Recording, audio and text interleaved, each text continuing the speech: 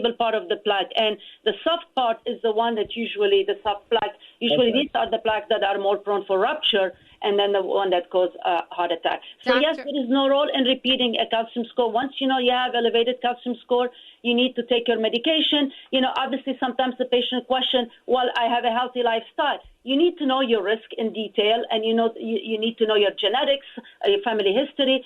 We do know that now we really need to be screened almost. I think everyone should get a lipoprotein A level. This is a cholesterol particle not routinely done on routine labs.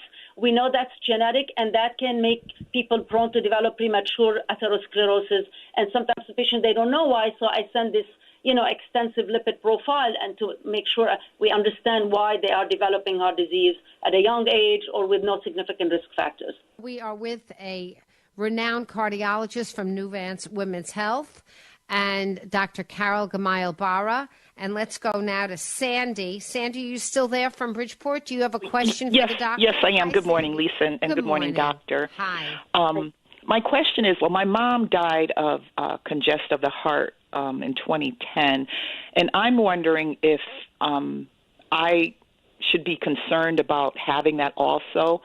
I just was recently put on 5 months ago a pill for cholesterol, which I didn't want, but I'm just wondering, am I going to down the road possibly have congestion of the heart? Yeah. So that, we always, talk to the patient and get a detailed history. So the reason why, how old was your mom when she died from congestive heart failure? 83. 83. I'm 71. Yes. And did they ever tell her what type of congested heart failure? Did you ever hear the word she has weak heart muscle, cardiomyopathy?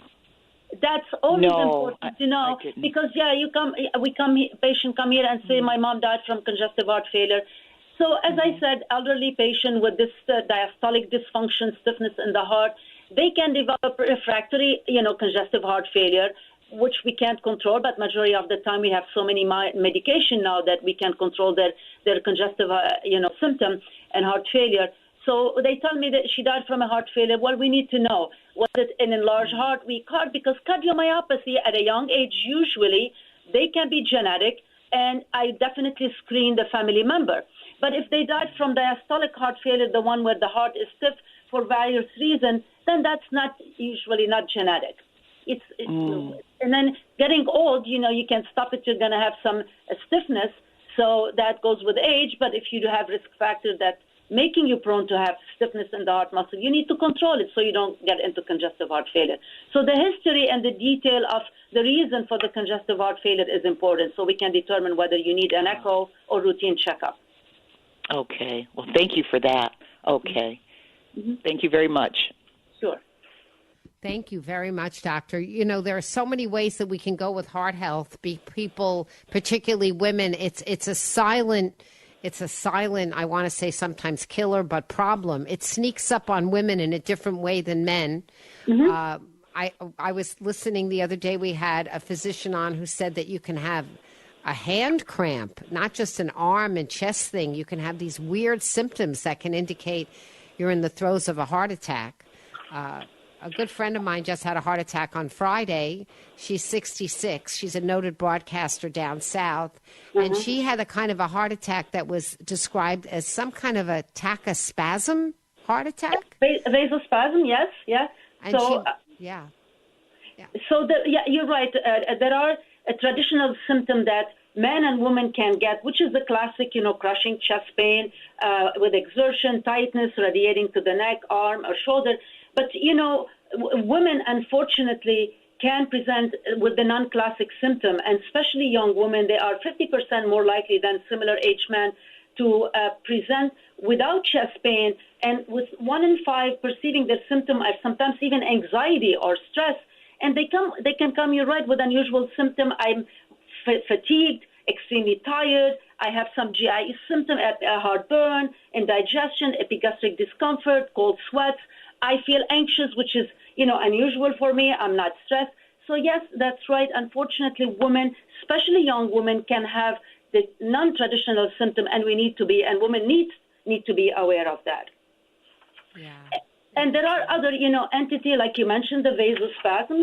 or conditions that are less common and unique to women. One of them is coronary vasospasm. So women can come with chest pain, and it's not related to the traditional blocked artery where we have to treat them in a specific way. They can come with vasospasm. They can also get the microvasculature, we call it microvascular disease, that we don't see on routine testing. And, sometimes women complain about chest pain, and we tell them, oh, you passed the stress test, oh, your pain is not from the heart, and we poo-poo them. And in reality, it could be from this microvascular disease or vasospasm. And sometimes also, women can present with spontaneous coronary artery dissection, which is unfortunately more common in women at a young age, and sometimes, can be missed. Wow. There's so many ways it can go wrong. I always say, doctor, it's a miracle we get up in the morning and we can do our thing. When you start to analyze and really think about all the things our body has to do to be healthy, to work right, it's rather miraculous every single day that it does that. You know what I mean? Absolutely. Yeah. And that, brings us to definitely having a healthy lifestyle. It's definitely, it's a key. When I talk to my patient, I tell them, we control your risk factors. I can give you medication to help your blood pressure, your cholesterol. The doctor is treating your diabetes. You should know your risk factor. You should know your goal, and you should schedule your routine checkup visit with your doctor. And you should also work on lifestyle. Yeah. Lifestyle is as important as medication. Yes, of course it is. Eating healthy and exercising is all as important as the medication. I know. It's boring, but it's still true. Thank you so much, doctor. We really appreciate you coming on the show today. Thank you, New Vance Hospital, for sponsoring our Women's Health Matters series. This will be available as a podcast later today. WICC 695.9, the voice of Connecticut. Weather update. A sunny sky this afternoon with a high in the mid-30s. Mainly clear this evening and tonight, below the mid-teens. Friday, sunny with a high in the mid-30s. I'm meteorologist Paul Piorek on WICC. Now, let's take a look back with Norman. Let's hear what happened today in WICC history. It's February 12th. Today is the birthday of the 16th President of the United States, Abraham Lincoln. 77 years ago. In 1975, the movie The Stepford Wives was filmed at Lockwood Matthews Mansion in Norwalk. In the town of Stepford, the men are getting exactly what they always dreamed of, perfect wives. And the dream is becoming a nightmare for the Stepford Wives. And in 1980, the Lake Placid Winter Olympics opened in New York with this memorable moment.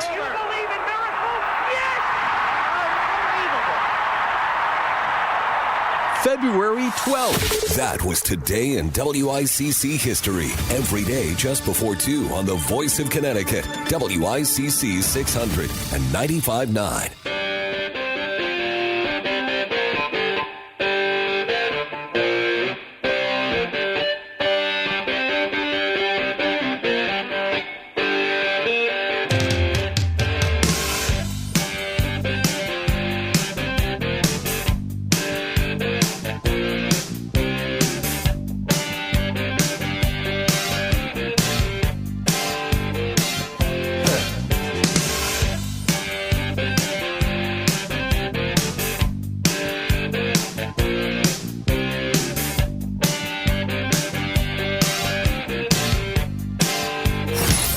WICC AM Bridgeport, WICC FM Southport, WEBE HD2 Westport, WPLR HD2 New Haven, locally owned by Connoisseur Media.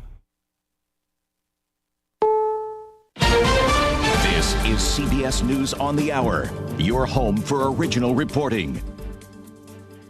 I'm Stacey Lynn in Washington, where President Trump just announced the EPA will stop regulating greenhouse gases. This action will save American consumers trillions of dollars and will lower the average cost of a new vehicle by close to $3,000. The administration's rescinding a declaration known as the endangerment finding that determined that carbon dioxide and other greenhouse gases endanger public health and welfare. The immigration crackdown in Minnesota is ending. I'm Michael Wallace. Borders Czar Tom Homan made the announcement. I have proposed, and President Trump has concurred, that this surge operation conclude. He declared the surge a success, despite the protests and shooting deaths of 2 civilians. There are some issues here. We fixed those issues. We've had great success with this operation, and we're leaving Minnesota safer. Homan says Minnesota is now less of a sanctuary state for criminals. A record number of detained immigrants in the U.S. are dropping their cases and voluntarily leaving the country. LSU nursing school grad Vilma Valacio is one of them. They're just emotionally drained and exhausted through it all of the way that we're being treated, to just say, okay, all I want is my freedom.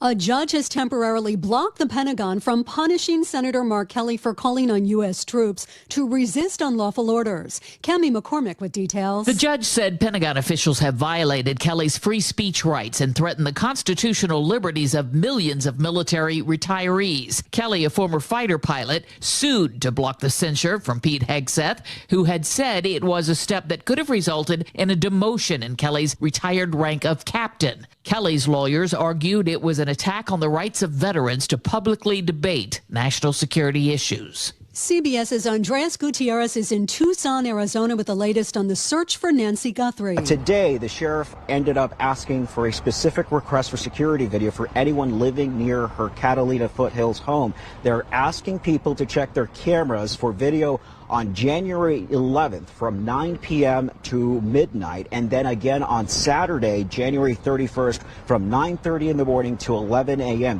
Samsung is working on next-gen AI chips. Here's tech contributor Ian Schur. Manufacturers around the world say that they can't keep up with demand, and companies, including big tech firms, are continuing to invest billions of dollars in data centers and other technologies. It is a terrible day on Wall Street right now. The Dow is down 491 points. This is CBS News.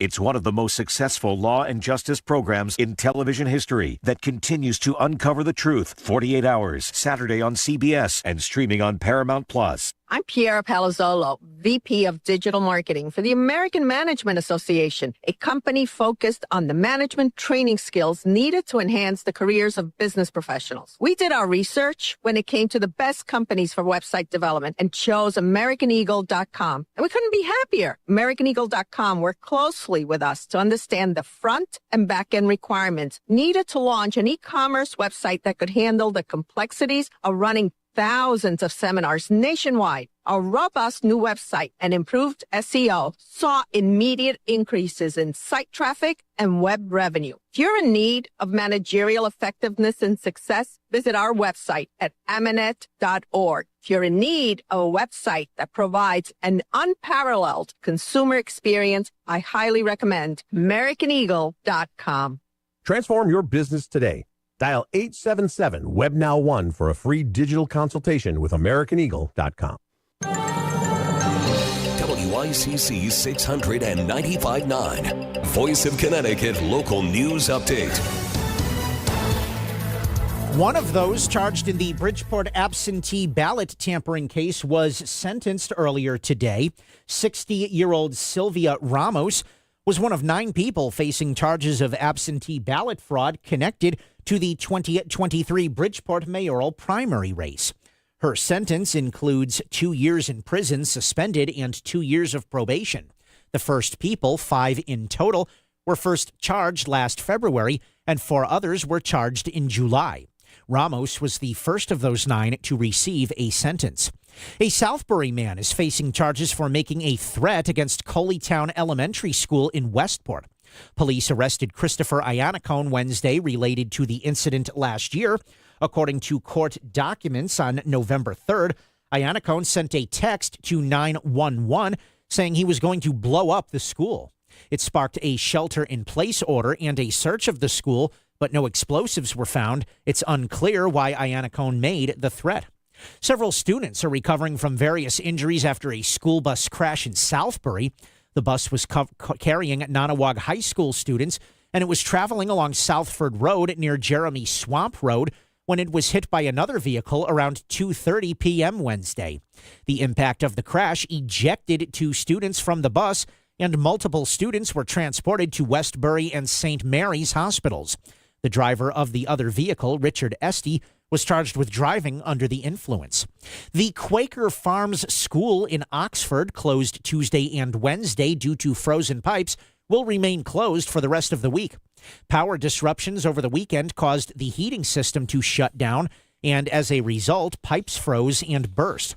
The district sent a letter to families Wednesday apologizing for the lost school days. And the Department of Transportation is announcing the winning names from its 4th annual snowplow naming contest. Some of the winners include the Big Leplowski, Snow Be Gone Kenobi, and Truck Norris. You can keep an eye out for the trucks on our roads and featured at events like local Touch-A-Trucks. I'm Chris Williams with WICC News. WICC Smart MLS Right Now Traffic.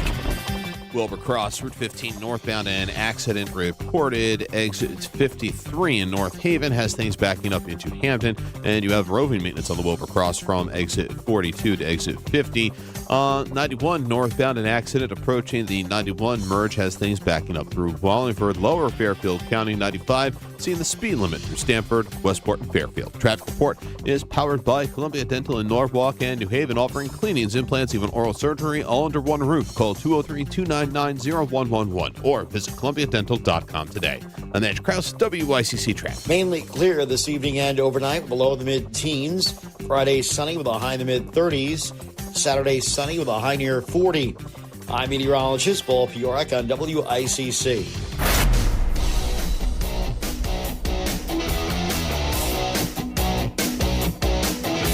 You're listening to Connecticut Today with Paul Piselli on WICC 695.9, the voice of Connecticut.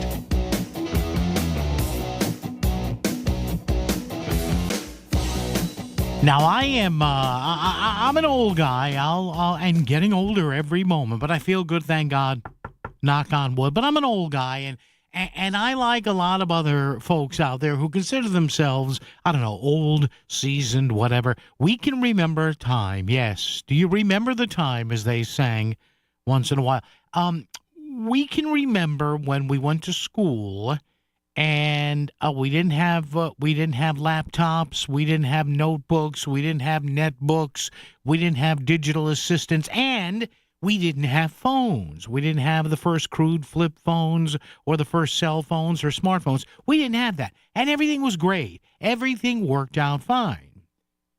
We had some good teachers, we had some bad teachers, we had some in the middle meds teachers, but the idea is, most of us, including myself, although sometimes I have to wonder how it happened, most of us were able to get an acceptable sort of education. We were able to get educated, if you will, in school without the use of a cell phone.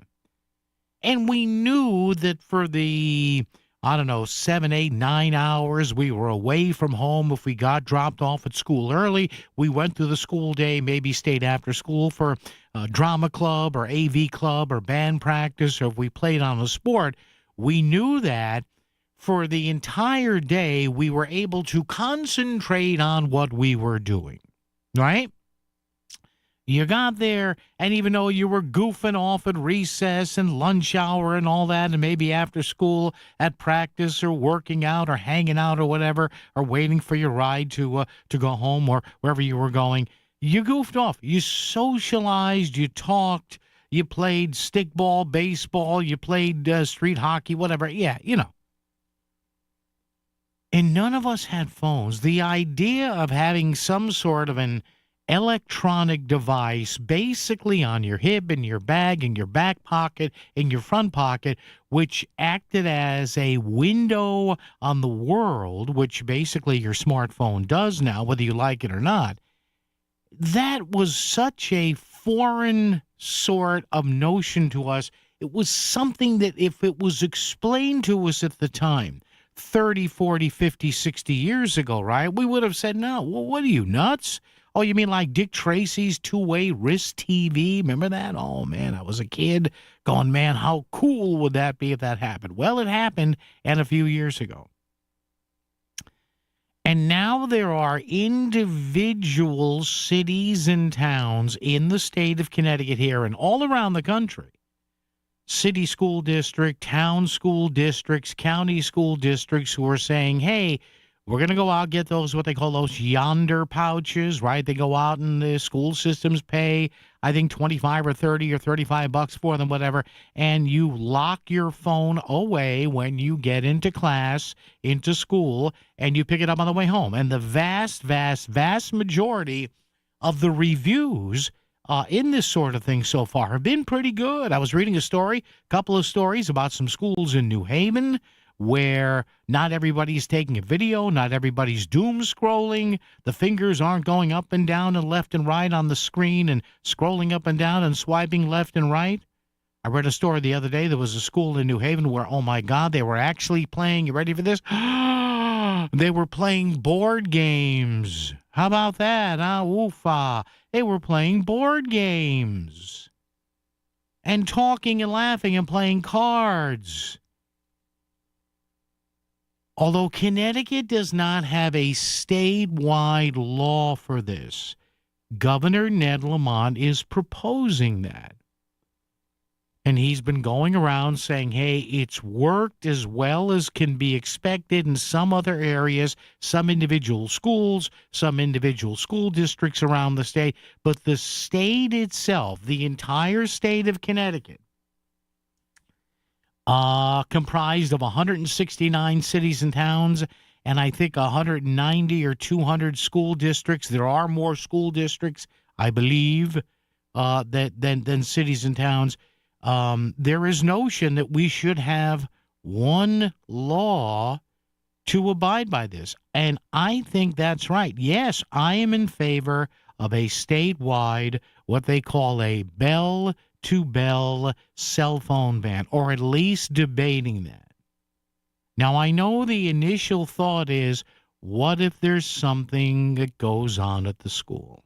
Okay, yes, we saw what happened all those years ago in Newtown at Sandy Hook. Yes, talk about something going on. It was a national tragedy, a scar that still hasn't healed and will never heal in the history of this country. But still, we have made strides after that in child safety, purportedly in school safety. A lot of schools now that didn't pre-Sandy Hook have at least one, maybe two school resource officers, armed resource officers.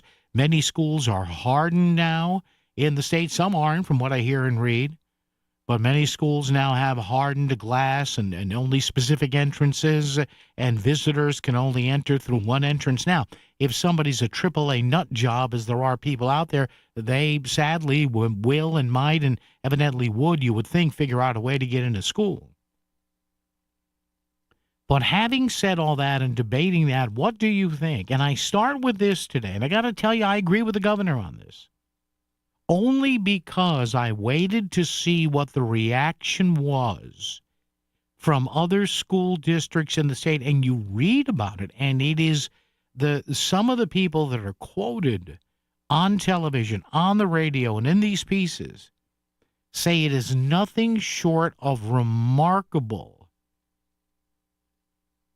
the transformation they have seen of their students. Doesn't this make sense to do it statewide? Do you agree with Governor Ned Lamont's renewed push for a bell-to-bell ban on cell phones in Connecticut schools?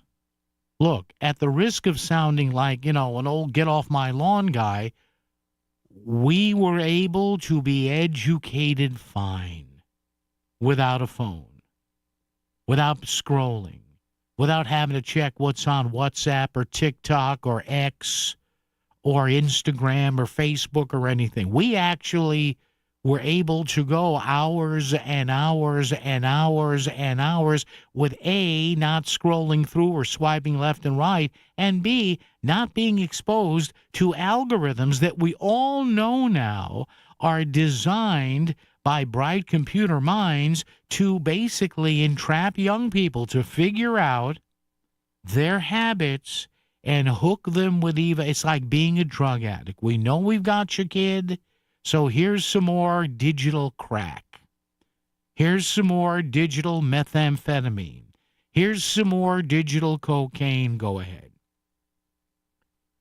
I'm in full agreement with Governor Ned Lamont. We should at least explore. If not, the General Assembly should implement a complete bell-to-bell ban on cell phones during school hours. Again, bell-to-bell. I don't know if, I'm sure they would take their phones with them when they got to school, and could they retrieve them after classes are over, say before, during, or after sports practice or extracurriculars? Probably, but who knows what bell-to-bell would be deemed in the law here. But we're not running all over like some sort of brand new land here. We've done this before. Millions and tens and hundreds and hundreds and hundreds of millions of students were educated properly and just fine without a smartphone. It can be done. I support it. How about you? Do you agree with Governor Ned Lamont's renewed? This would be a statewide law he is talking about here that would have to be worded specifically and would cover the entire state of Connecticut. And this would eliminate, for example, if you have a household with 2 or 3 kids that for whatever reason go to different school districts. Maybe one is in a public school district and then mom and dad or whomever is in the home is paying a private school tuition for a charter school or somewhere else. This would even things out in home. What are your thoughts on that? I like the idea. I'm all for this. Let's get it done. I know there are people who are going to say, well, supposing something happened. Well, yeah, supposing something happened. That, to me, that is a valid thing to take into account. But in today's day and age, post Sandy Hook, I would hope that there are enough safeguards in place and there are enough rules in place that you wouldn't be relying on students to warn people about an emergency braking. Maybe they would. I don't know. But you tell me. Again, 203-333-9422. Same number, talk or text. 203-333-9422, 333-WICC. I say yes. Full speed ahead, Lieutenant. Let's get that statewide cell-to-cell cell phone ban underway. For the latest news in Southern Connecticut, WICC is where you turn first on 600 AM and now 95.9 on FM. Hear your favorite live and local shows during the week. Melissa in the Morning, The Lisa Wexler Show, Connecticut Today with Paul Piselli on both 600 and 95.9. Plus more live and local news updates on weekends to keep you informed. You found the voice of Connecticut. WICC 600 and 95.9. Just about every day, we hear unsettling news about the economy and global events, things that affect our lives here at home. It's natural to feel uncertain, but when it comes to securing your family's future, there is something you can do. Here is attorney Christine Tenor. Do you ever feel like your medical or financial decisions are out of your hands? In times like these, most of us would answer yes. The good news? There are legal tools designed to protect you, ensuring that only the people you trust can manage your affairs, should you become unable to do so. Life can change quickly. It's never too early to put a plan in place that reflects your wishes, whether it's a power of attorney, medical advance directives, a last will and testament, or a trust tailored to your needs. Every person's situation is different. It's important to create an individualized plan before it's needed. We all deserve peace of mind. The Fairfield Law Offices of Eliofson and Tenor. On the internet, ConnecticutElderLaw.com. Call 203-336-2566. That's 203-336-2566. When life turns uncertain, Bridgeport Rescue Mission is here, providing food, shelter, and support to local families and individuals when they need it most. Did you know that through our Abundant Life program for homeless recovery, residents receive meals, clothing, and counseling to rebuild their lives. Give today for hope for tomorrow. Go to BridgeportRescueMission.org. Let your donation restore hope. BridgeportRescueMission.org. In the real estate ecosystem, trust and transparency create harmony. But one elusive species disrupts this balance: the rogue agent. Their secrecy with off-market listings leave home buyers confused, frustrated, and inventory-starved. And that's bad news for sellers too. With Smart MLS, over 20,000 realtors unite, creating more demand, offers, and better results. Ask your agent if your home is on Smart MLS. Having an office party? Having friends and family over? Catering from AB's Falafel makes your taste buds sing. AB's Falafel in Trumbull serves the freshest and most flavorful falafel, kebab salads, shawarma, spinach pies, hummus, and more. Catering from AB's is easy. Go to abisfalafel.com and click on catering. Pick from trays of kebabs, falafel, salads, and more. From 10 to 200. Cater your next company or family event from locally owned and operated AB's Falafel. abisfalafel.com. Go to voiceofct.com for the Snow Country Ski Report. Get the latest weather conditions, mountain reports, and trail and lift info driven by Land Rover Fairfield. WICC Smart MLS Right Now Traffic.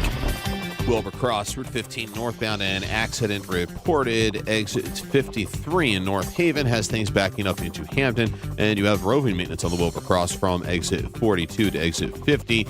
91 northbound, an accident approaching the 91 merge has things backing up through Wallingford, Lower Fairfield County. 95 seeing the speed limit through Stamford, Westport, and Fairfield. Traffic report is powered by Columbia Dental in Norwalk and New Haven, offering cleanings, implants, even oral surgery, all under one roof. Call 203-299-0111 or visit columbiadental.com today. I'm Edge Krause, WICC Traffic. For this evening and tonight, clear with a low in the mid-teens. Friday, sunny with a high in the mid-30s. Saturday, sunny with a high near 40. I'm meteorologist Paul Piorek on WICC.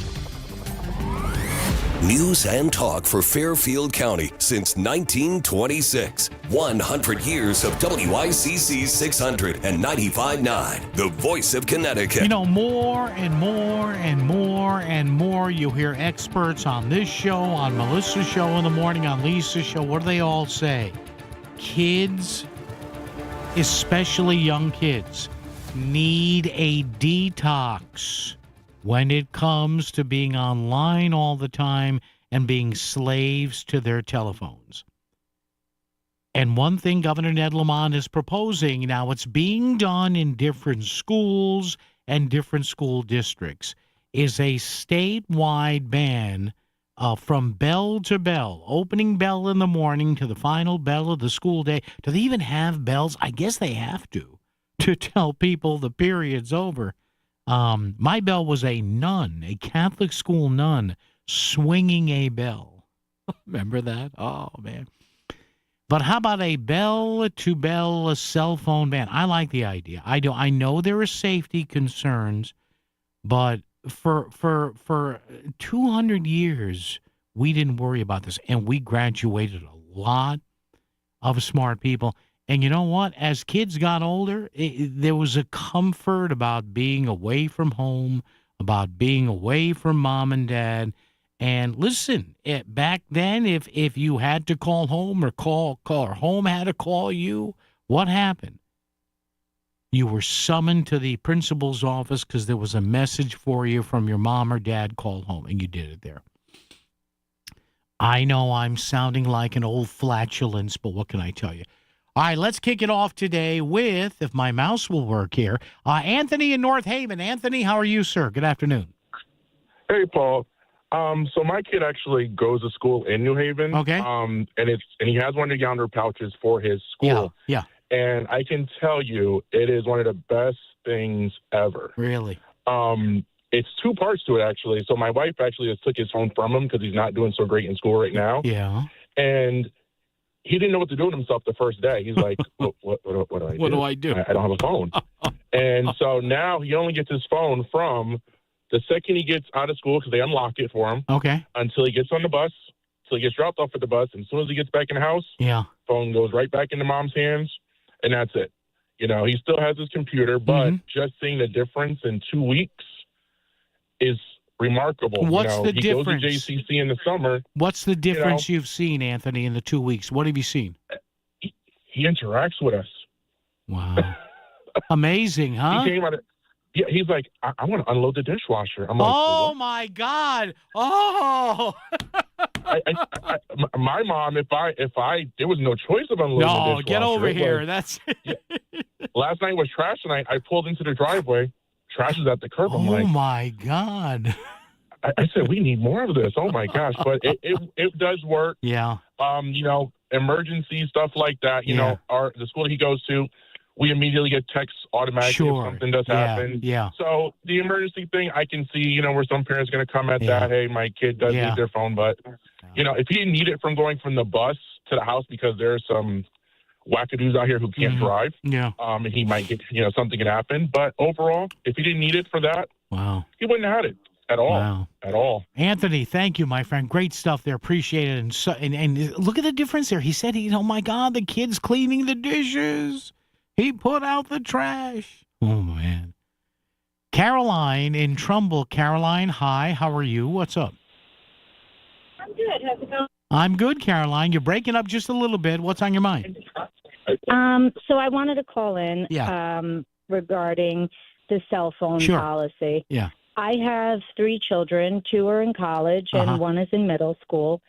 And I have to tell you, until there is a guarantee of safety for my children, I feel safer with them having access to a cell phone. Now, should they be able to just take it out and use it in class? Yeah. No, I think it's fair for teachers to say, keep your phone in your backpack and, take it out, if you need to, take a call or whatever. Not even during class time. I'm saying even in.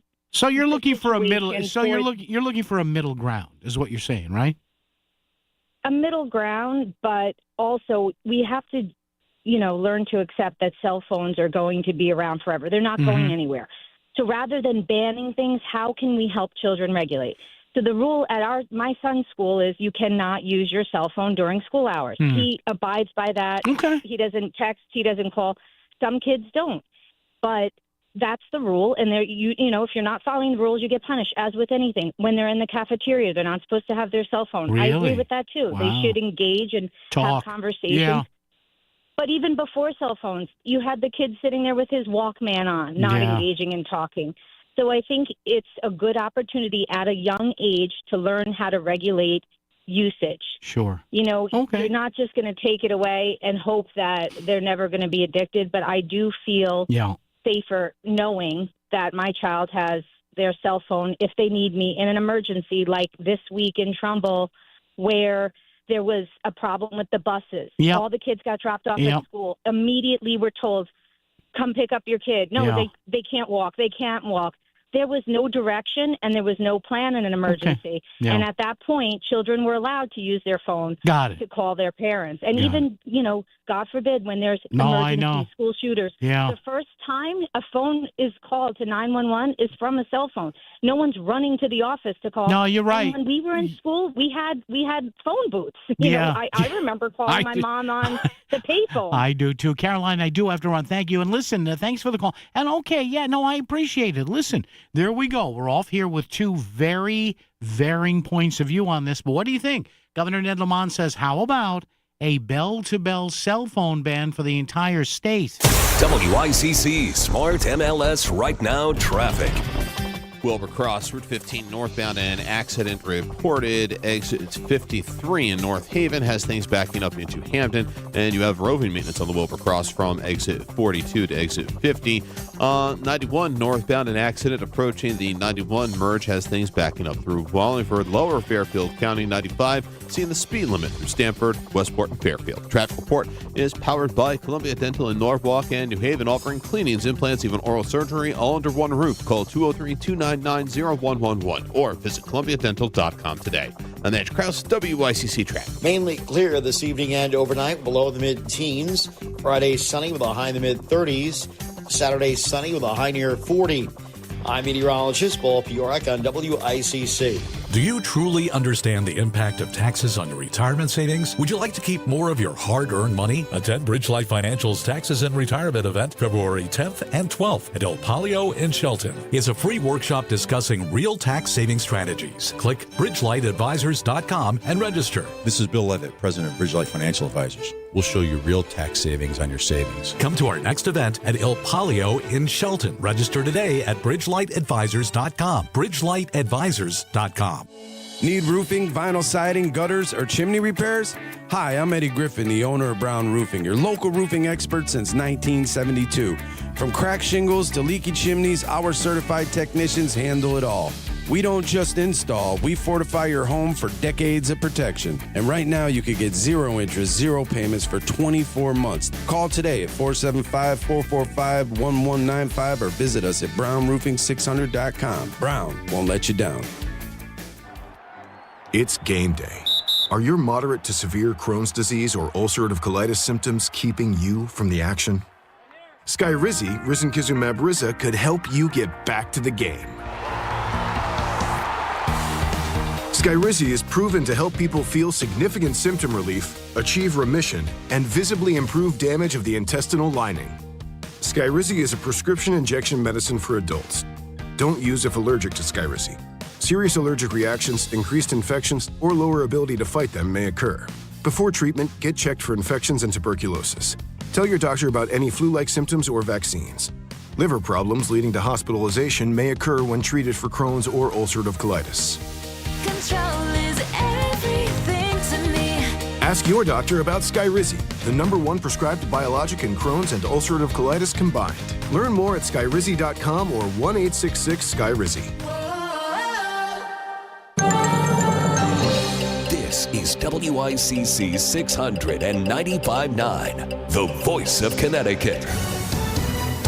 CBS News brief. Federal officials have announced the end of the sweeping immigration crackdown in Minnesota. CBS's Nicole Skanga. We do expect more of the agents and officers on the ground to either go back to their duty stations or to be assigned to a new mission. Authorities in Arizona following up on thousands of tips in the disappearance of Nancy Guthrie.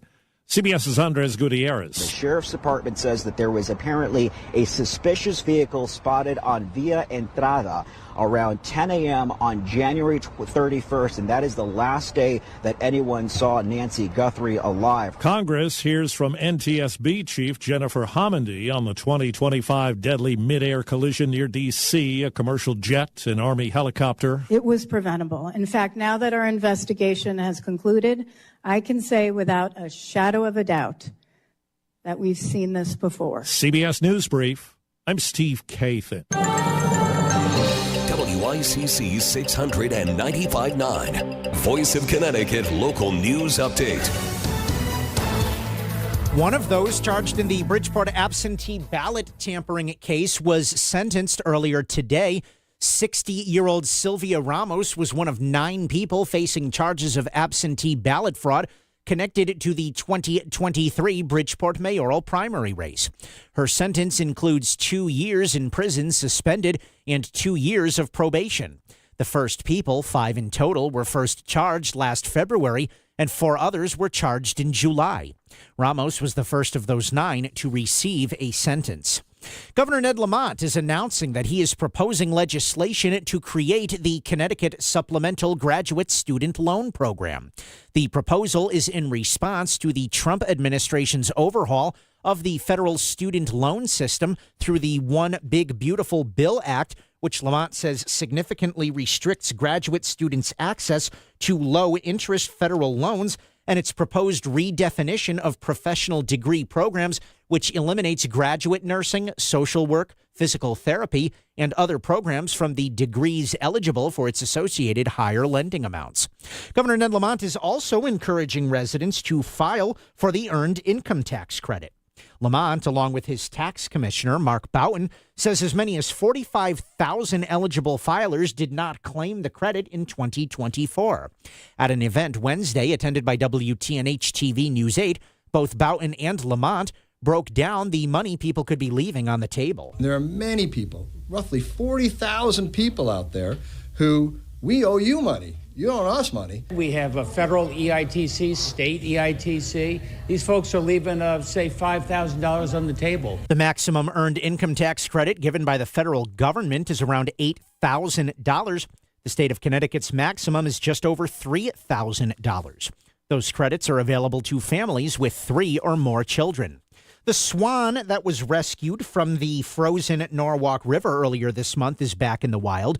Taylor's Wildlife Rescue Group said the animal was released Wednesday near the docks of the Norwalk Boat Club, not far from where the swan got stuck. On February 3rd, firefighters were called to the area to rescue the swan, and he was taken to the VCA Veterinary Referral and Emergency Center and then to Norwalk Veterinary Hospital. Amtrak trains are running again between New Haven and New York City. Service was suspended last night due to a loss of overhead power. It was restored shortly after midnight ahead of the morning commute between New Haven and New York's Penn Station. The Department of Energy and Environmental Protection is looking to fill hundreds of seasonal positions in Connecticut this summer. Opportunities include working in outdoor recreation, conservation, forestry, scientific research, and law enforcement. Positions are available at field offices, parks, boat launches, forests, and indoor educational centers across the state. To view and or apply for available positions, visit the CTDEEP seasonal employment at portal.ct.gov. The number of scams statewide nearly doubled in 2025, according to the Better Business Bureau. Connecticut residents reported losing over $2.6 million to scammers last year, and those numbers only include those that reported it. Many of those scams involved people trying to buy a car online. Kristen Johnson from the Better Business Bureau gave WFSB Channel 3 some tips on how to avoid being duped by online scammers. 4 of the 5 most expensive online purchase scams in 2025 were virtual vehicle scams. Go to bbb.org, look up the company, look them up at BBB Scam Tracker, do an internet search with the word scam, especially if you've never heard of the business before. That 5 minutes can save you so much time and headache down the road. Sacred Heart University women's ice hockey alum Amy Verano is participating in the Olympics. Verano, who graduated in 2017, has played pro hockey internationally for years. She's played for Switzerland, Italy, and Sweden. Currently, Verano is playing for the Italy women's national team. And the UConn men's basketball team is celebrating a win on the road. Solo Ball scored at 24 points as the Huskies defeated Butler 80-70 last night in Indianapolis. UConn is 23-2 overall. I'm Chris Williams with WICC News. WICC Smart MLS Right Now Traffic. 91 northbound, an accident approaching the Wilbur Cross merge has things backed up through Wallingford. On the Wilbur Cross northbound, an accident, exit 53 in North Haven, and also on the Wilbur Cross northbound roving maintenance, exit 42 A and B through to exit 50 in Hampton. In lower Fairfield County, 95, seeing the speed limit in Stamford, Westport, and Fairfield. I'm Andrew Krause with WICC Traffic. For this evening and tonight, clear with a low in the mid-teens. Friday, sunny with a high in the mid-30s. Saturday, sunny with a high near 40. I'm meteorologist Paul Piorek on WICC. If Fairfield is talking about it, so is Paul. Connecticut Today with Paul Piselli on WICC 600 and 95.9, the voice of Connecticut. And coming up later on, live report from one of our CBS folks in Washington. And just a heads up here for you folks on Connecticut Today.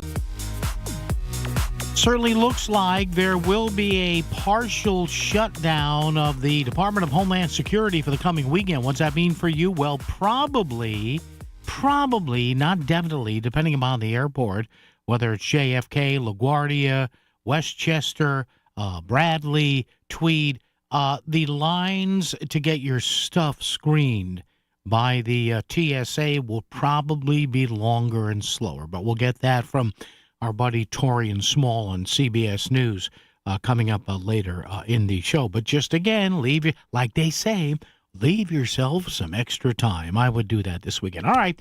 Right now, though, we started the show with a couple of varying opinions on something that Governor Ned Lamont wants educators and lawmakers to at least take a look at a statewide bell-to-bell ban on the use and carrying of smartphones in schools by students. Now, you may say, well, wait a minute, isn't this the new hot thing? Isn't it happening? Yes, it's happening in Connecticut, sometimes district by district, town by town. Sometimes it's school by school. You don't know. We heard from a gentleman, first part of the program, who said the change in his son has been unbelievable. We heard from a very nice woman after that who said, she can see the thought in it, but there were some safety concerns on her side as well. So what are your thoughts on this? I would at least like to see a vote on it. Now, again, the men and women primarily of the majority party in Hartford, but I guess this may be bipartisan. I would think so. I would hope so. Do people want to go on the record about this? I don't know. But the governor said, hey, this is something he would at least like to see debated. Now, again, we are in the state where Sandy Hook happened, in Newtown. We all know that. I would like to hope and think and pray that we learn something there as we have hardened schools with access and windows and doors and everything. There are, I guess, some of these schools have automated systems now at the touch of a button. You have law enforcement, with preset directives for each school. I understand that. I also understand the idea that there are some parents, some guardians, some relatives who would like to hear their child's voice even when all hell is breaking loose at their school. I get that. I understand that. So can there be a compromise here? Yes, maybe. But you can't deny. And I would be, look, if this was passed, I would say good. And maybe you can put a sunset date in it. I don't know. But all I know is the reports that you read from urban school districts, from suburban school districts, teachers who have given interviews to news outlets from public schools, private schools, charter schools, they all say, almost to a man and woman, they all say virtually the same thing. The change in the students has been amazing. Students conversing with each other. There was a story a few months back in the New Haven Independent, my buddy Paul Bass's publication there. Paul does a great job. Check it out, newhavenindependent.org, where you had people talk to in a couple of schools in New Haven who said they couldn't believe the laughing, the joking that was happening among students, that days earlier they had just seen these same students with their faces buried in their phones and scrolling up and down and swiping left and right. Now they said the volume in the hallways was up because there was so much conversation and yelling before the schools, as soon as they checked in and had to put their phone in their yonder pouch. And I know I'm reading, now there are some kids are so addicted and some parents are so afraid. I actually read this now. There are some kids walking around in school with two phones. Yeah, they're hiding one of them. And they're just handing in the other phone to make it look like they're only handing in one phone. At the end of the day, they get it back. So listen, look, you're not going to have, we don't want students, we don't want teachers and principals and paraprofessionals frisking students. No. But by and large, you read about how these teachers and how these school officials say they are blown away, in large part, by the change in their students just within a couple of days. Is that a bad thing? Or will there still be some parents and guardians who say, well, yeah, but I feel safer?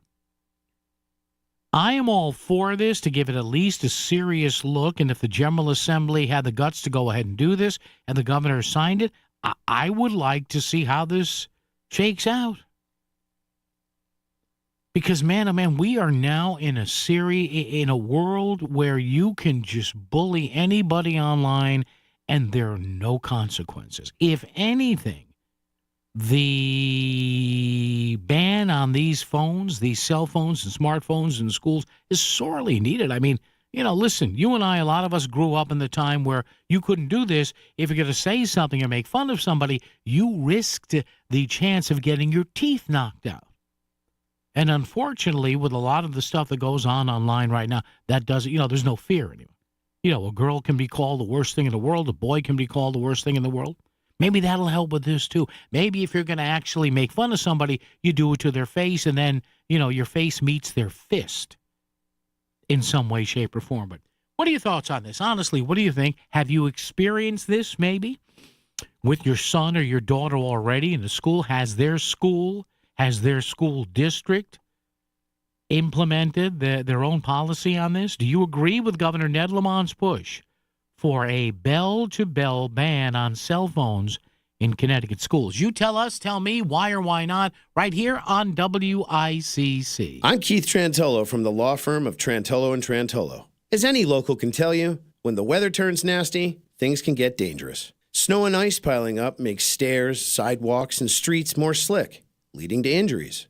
There you are, minding your own business, and bam, you slip and fall because somebody didn't keep their walkway clear. If you get hurt and you're battling the insurance company to get the help you deserve, don't fight solo.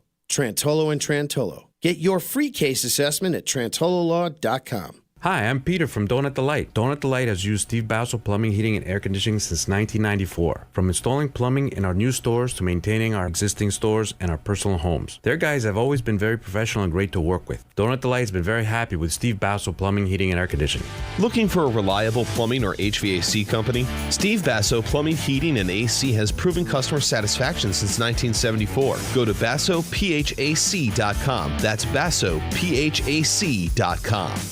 Wesley Financial Group is not a law firm. Ask yourself this question. Is it really worth holding on to that timeshare that you know you need to get rid of? Here's the truth. The average maintenance fee just went up over 17%. That could have been 117%, and there's nothing you can do about it. When you buy a timeshare, you give them a blank check for annual maintenance and assessment fees. I'm Chuck McDowell, founder of Wesley Financial Group. For 15 years, I've helped over 50,000 families cancel their timeshare. Not sell it, not transfer it, cancel it. Did you buy a timeshare because they told you it was a great investment and your maintenance fees would never go up? That's a lie. Are you ready to get rid of your timeshare once and for all? Simply call us and I'll send you our timeshare exit kit that explains all your options for cancellation. Call Wesley now for your timeshare exit kit. 800-979-3535. That's 800-979-3535. 800-979-3535. WICC Smart MLS Right Now Traffic. 91 northbound, an accident approaching the Wilbur Cross. Merge has things backed up through Wallingford. On the Wilbur Cross northbound, an accident, exit 53 in North Haven. And also on the Wilbur Cross northbound, roving maintenance, exit 42 A and B through to exit 50 in Hampton. In lower Fairfield County, 95, seeing the speed limit in Stamford, Westport, and Fairfield. I'm Andrew Krause with WICC Traffic. Mainly clear this evening and overnight, below the mid-teens. Friday sunny with a high in the mid-30s. Saturday sunny with a high near 40. I'm meteorologist Paul Piorek on WICC. Say what's on your mind and say it live. 203-333-WICC. Connecticut Today with Paul Piselli on WICC 600 and 95.9. The voice of Connecticut. All right, so Governor Ned Lamont said, hey, he would like to at least explore, and he's not coming down real iron-fisted on this, but, what he is terming, I guess, bell-to-bell, meaning beginning of the school day and end of the school day, a bell-to-bell cell phone ban in school. I guess meaning that, you turn your cell phone in or you drop it in that yonder pouch. Same thing, all right. You drop it in the yonder pouch, and then you get to have it unlocked at the end of the day. And you have people who are wholeheartedly for this, people who are wholeheartedly against this, and people in the middle who say, well, yeah, but, I still want to have my kid be able to have the freedom to call me in, case something is going on, and, not to be macabre here, but, in case we don't see each other again. Listen, a lot of us who've been parents, we know this.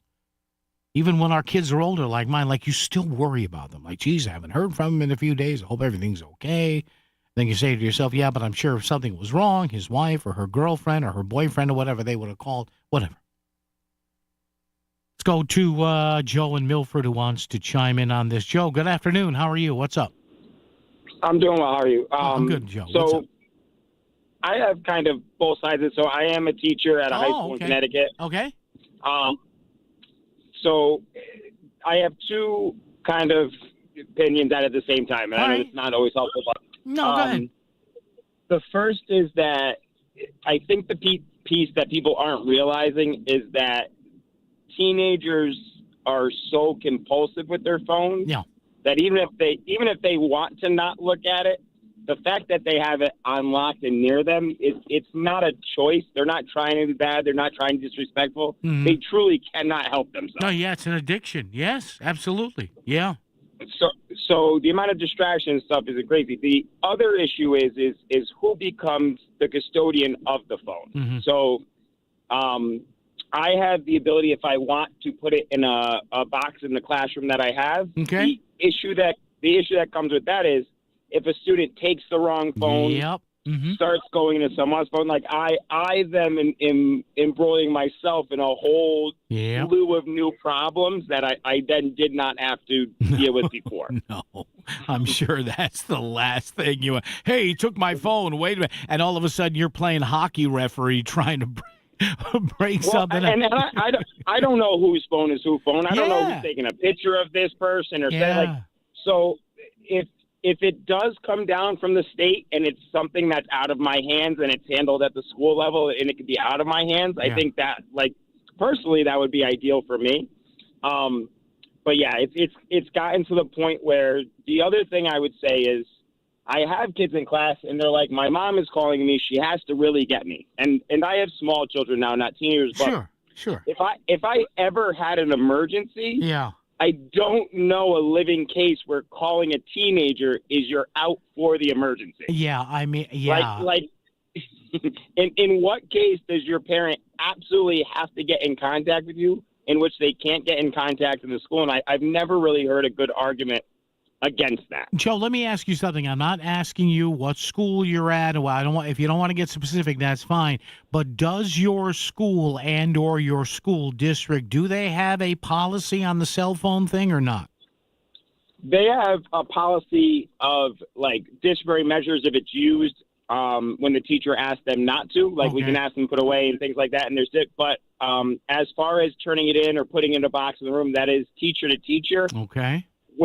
Which then gets rough because then there's no unified rule. You're all kind of on an island for what you're deciding to do. Interesting. Joe, thank you. I appreciate it, my friend. Thanks, and thanks for being a teacher. It ain't easy. I know that. See, Joe brings up a great point. Maybe part of the calming effect of this is when an educator like Joe or somebody says, hey, folks, guys, gals, listen up. The governor just signed a law. Governor Lamont, the guy in the big office? Yeah. Governor, no. Governor Lamont is not a new indie rock band. No. Ned Lamont, look it up. Yeah. He's the governor, and he said now it's a law. It doesn't matter what mom and dad think, guys. Oh, really? Yeah, no, Billy, it doesn't. No, Daisy, it doesn't. You mean I have to turn my phone in? Yes, you do, sweetheart, till the end of the class.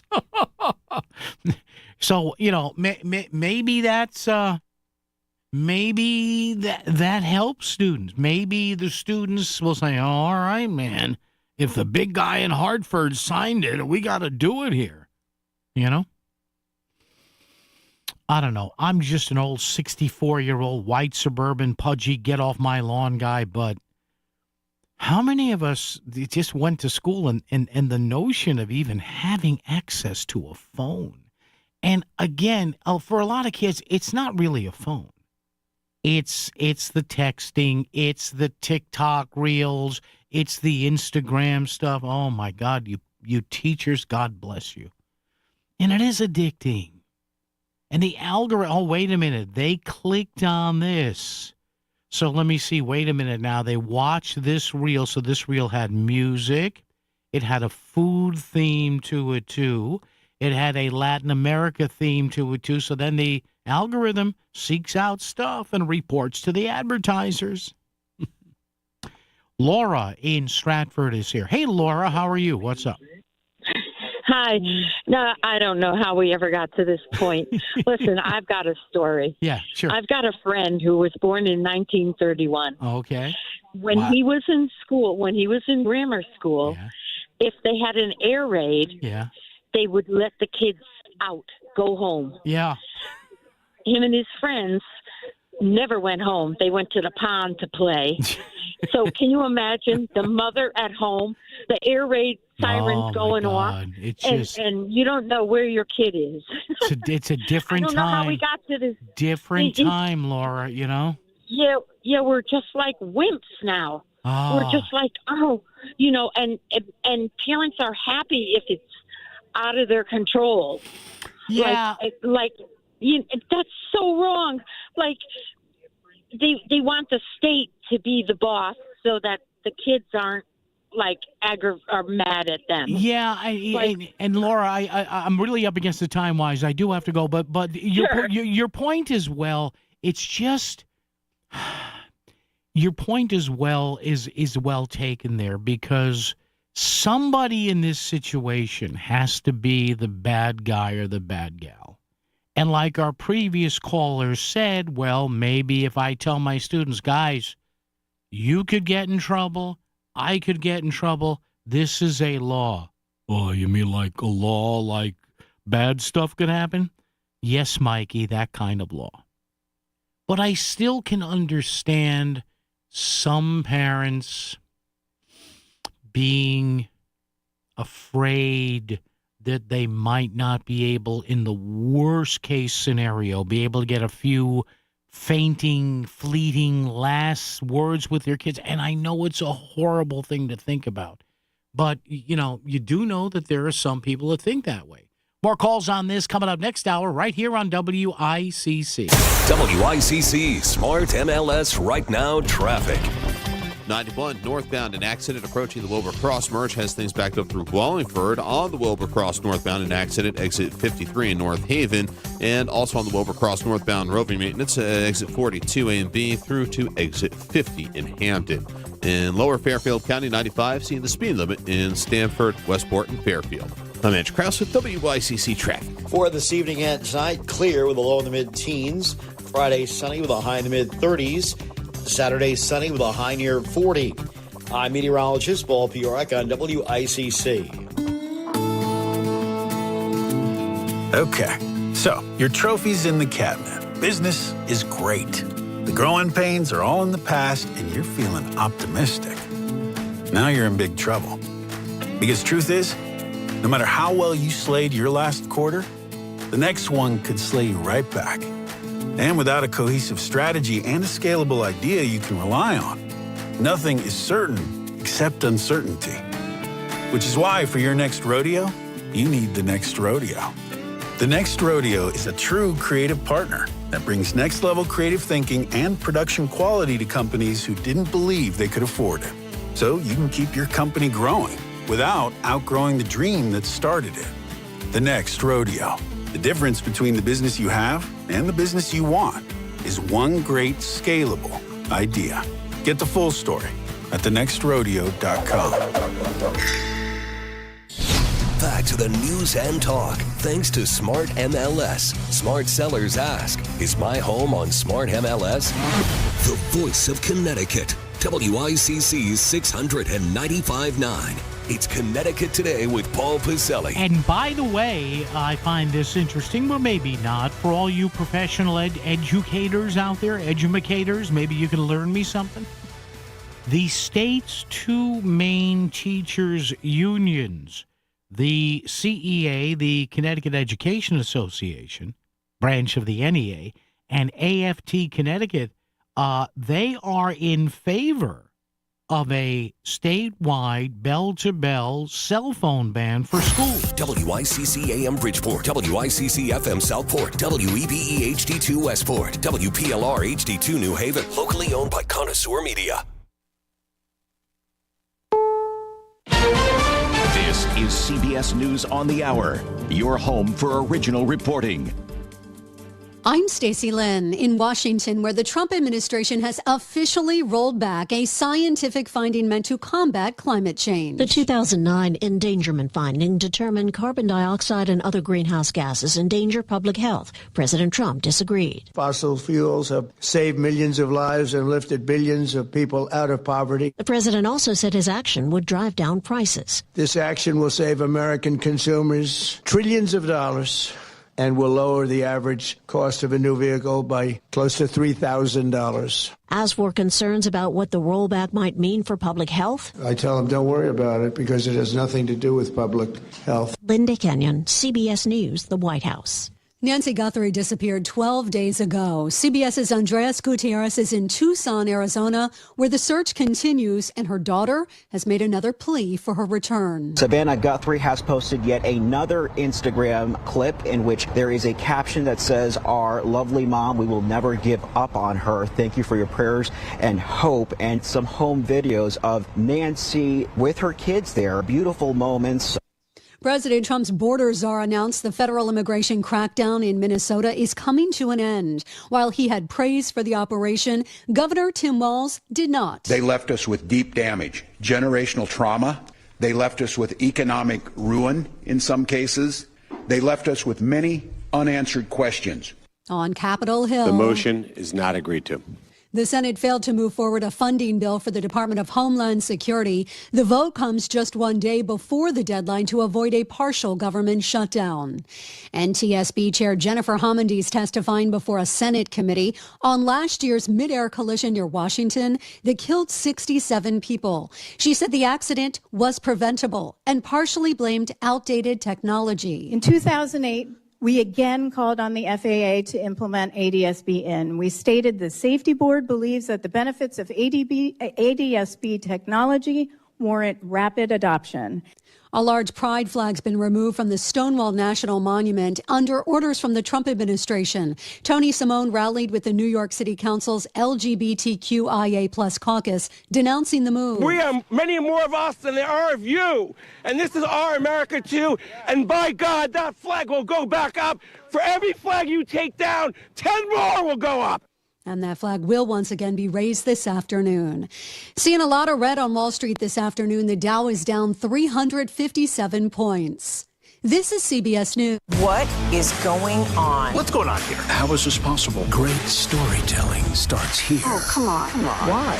It's time for 60 Minutes. Staples presents That Was Easy. So I opened a restaurant and needed everything. Menus, signage, catering brochures. Everything and then some. I went to Staples. They printed it all and even suggested takeout menus. One money pit with a side of fries. But now at Staples, you get up to $125 off custom print orders. $125 off. Now you're cooking. Brand your business in a big way at Staples.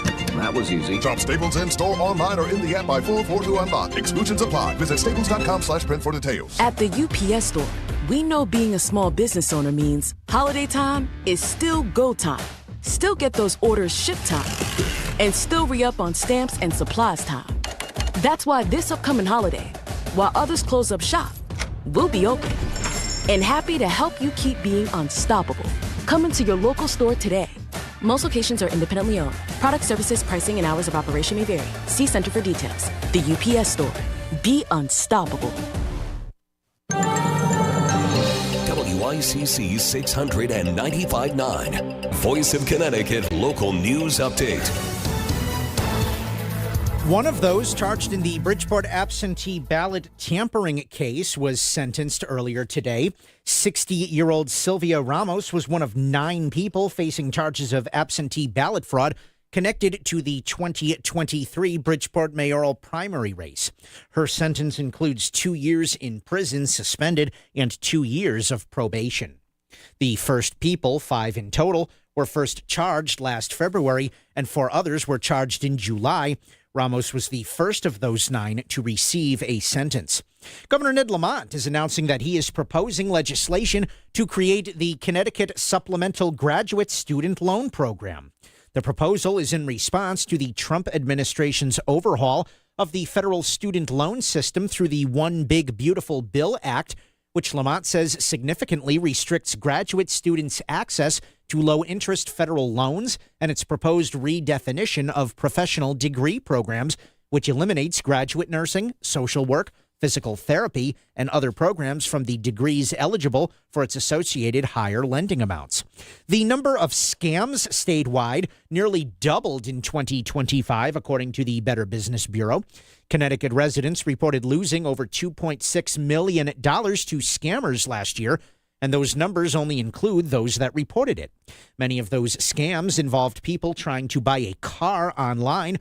Kristen Johnson from the Better Business Bureau gave WFSB Channel 3 some tips on how to avoid being duped by scammers. 4 of the 5 most expensive online purchase scams in 2025 were virtual vehicle scams. Go to bbb.org, look up the company, look them up at BBB Scam Tracker, do an internet search with the word scam, especially if you've never heard of the business before. That 5 minutes can save you so much time and headache down the road. The Connecticut Department of Energy and Environmental Protection is looking to fill hundreds of seasonal positions in Connecticut this summer. Opportunities include working in outdoor recreation, conservation, forestry, scientific research, and law enforcement. Positions are available at field offices, parks, boat launches, forests, and indoor educational centers across the state. To view and or apply for available positions, visit the CTDEEP seasonal employment at portal.ct.gov. And Sacred Heart women's ice hockey alum Amy Verano is participating in the Olympics. Verano, who graduated in 2017, has played pro hockey internationally for years. She's played for Switzerland, Italy, and Sweden. Currently, Verano is playing for the Italy women's national team. I'm Chris Williams with WICC News. WICC Smart MLS Right Now Traffic.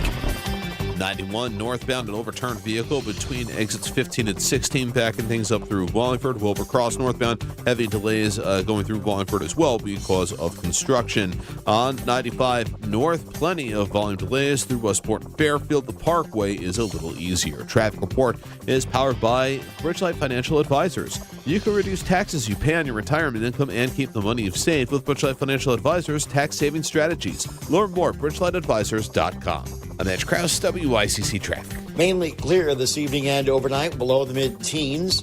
Friday sunny with a high in the mid-30s. Saturday sunny with a high near 40.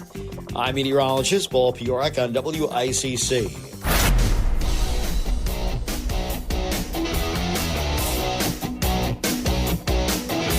You're listening to Connecticut Today with Paul Pizzelli on WICC 600 and 95.9, the voice of Connecticut. Yeah, back in the log cabin days, back in the horse and buggy and the buggy whip days, Ma, the notion of a lot of us, you and I in particular, if you're about my age, if you are of the age, of going near a phone. When we were in school, you'd be like, well, no, I can't get to the phone. I'm in class. And you knew that if somebody came to the door of the classroom and slipped a note to your teacher and the teacher read it and called you, say, Mary or Mikey, you have to go to the front office for something. And you just knew if you got there and the principal or the secretary in the front office who said, you have to call home, here's the phone, you just knew it was bad news. It didn't happen unless it was bad news. Consequently, if everything was okay at home, but you busted a tooth or fractured your leg or had to get stitches because of something goofy that happened during recess, you went to the front office, or maybe you didn't even make the call. The nun or the principal or somebody would say, I'll call what's your number? Okay, I'll call home and have somebody come and get you. That was the extent of interaction with the phone. But now we are trying to pass laws. I mean, think about this. And I'm not trying to make anybody the good guy or the bad guy about this. But now we're debating whether or not we should go back to phone-free days. And that's what we are talking about here on a Thursday, heading to the weekend edition of Connecticut Today, right here on WICC. 203-333-9422. Some educators and parents want to ban cell phones in Connecticut classrooms statewide. Yes, some school districts are already doing it. Some individual schools are already doing it. Some individual cities and towns are already doing it. And I don't know about you, but I haven't really read anything bad about this. When this was first starting in Connecticut, even around the U.S., I'm like, oh boy, there's going to be a lawsuit coming somewhere. There'll be one from a parent for emotional distress because they got a false report of something at their kid's school, or their kid wanted to make a phone call because they were feeling threatened. And I'm not saying this stuff doesn't go on. I'm not poo-pooing this, so don't get me, don't crawl up my backside on this one, for example. But so far, so good. And you read among educators. We had an educator on the first hour here who said, You can see that we had a parent on, and an educator said, yeah, you can see the difference. But there is some pushback on this. Governor Lamont says he wants to give it a go, maybe statewide. A consortium of local teacher and parents groups known as now here's who's behind it. If you want to look it up or maybe yell at them or scream at them or give them a pat on the back, it's called the Phone Free CT Coalition. Phone Free is hyphenated, then CT Coalition. It is calling on legislators to ban cell phones in classrooms statewide. And yes, if you are a parent that doesn't like this, you should know that the two main teachers unions in Connecticut, they want this. The CEA, the Connecticut Education Association, which of course is the local branch of the NEA, and AFT Connecticut, which is the local branch of the American Federation of Teachers. Also, there is another group in there called the Anxious Generation Movement, better known as fans of the New York Jets. I'm kidding. Just kidding. They're so bad. What am I anxious for anymore? There's just, after this year, I'm numb now. But I digress. The Anxious Generation Movement and several other groups. Says here in this story by News 8, certain districts, have already implemented the use of sealed phone pouches during the school day. They buy the pouches, you get there, you drop your phone in the pouch. So I guess the students actually keep the phones, but the phones are locked. You need a key. It's kind of like the key when you buy a piece of clothing at a big store and they have to take it off. Because if you walk through the sensors there, the alarm goes off and nobody pays attention. You could just leave with the stolen merchandise. But phone-free advocates say they believe districts should get on board and find a phone-free method for them that works. So there you go. I'm in favor of this. I really am.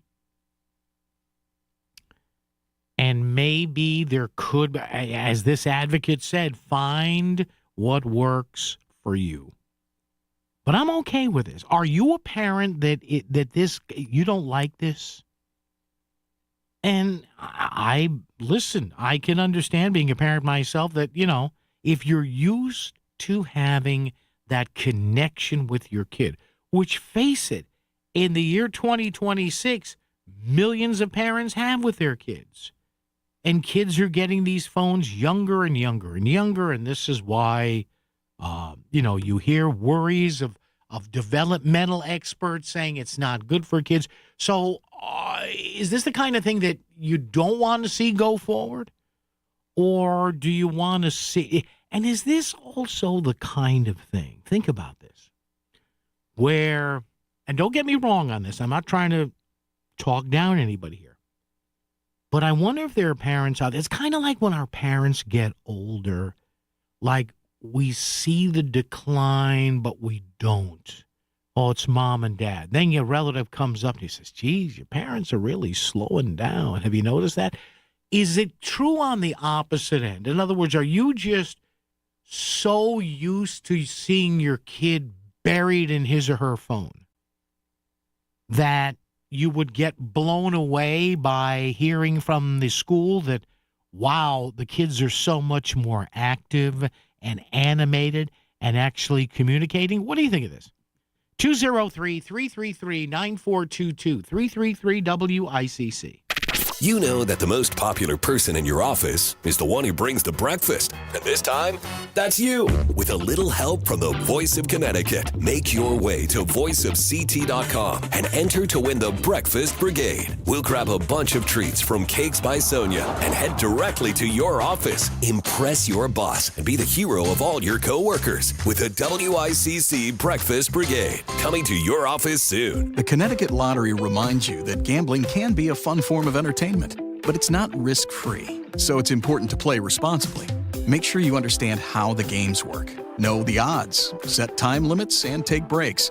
To find out more, visit ctlottery.org or responsibleplayct.org. Must be 18 or older to purchase lottery and 21 or older to place sports wagers. Help is available for problem gambling. Call 888-789-7777 or visit ccpg.org. A cancer diagnosis comes with so many questions. Should you get a second opinion? What's the right treatment? How do you tell your kids?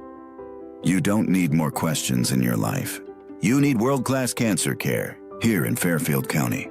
That's why Stamford Health collaborates with Dana-Farber Brigham Cancer Center, ranked number 3 nationally for cancer care. Your search for answers stops when our care for you starts. Stamford Health.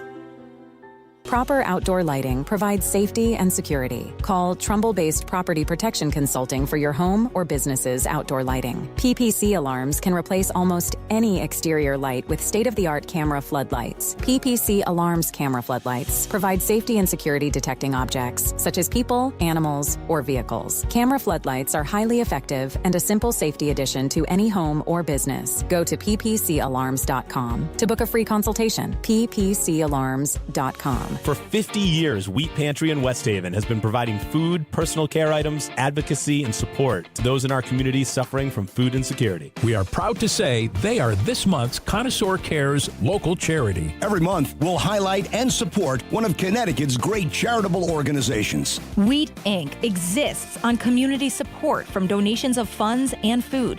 Wheat is always in need of food, and the items needed vary from month to month. Get involved at wheatpantry.org. Staples presents That Was Easy. So I opened a restaurant and needed everything. Menus, signage, catering brochures. Everything and then some. I went to Staples. They printed it all and even suggested takeout menus. One money pit with a side of fries. But now at Staples, you get up to $125 off custom print orders. $125 off. Now you're cooking. Brand your business in a big way at Staples. That was easy. Shop Staples in store, online, or in the app by 4/4 to unlock. Exclusions apply. Visit staples.com/print for details. WICC 600 AM and 95.9 FM has your traffic covered. Listen weekdays for the most up-to-date traffic reports brought to you by Smart MLS. There's a smarter way to sell your home. WICC Smart MLS Right Now traffic. 91 northbound, an overturned vehicle between exits 15 and 16, backing things up through Wallingford. Wilbur Cross northbound, heavy delays going through Wallingford as well because of construction.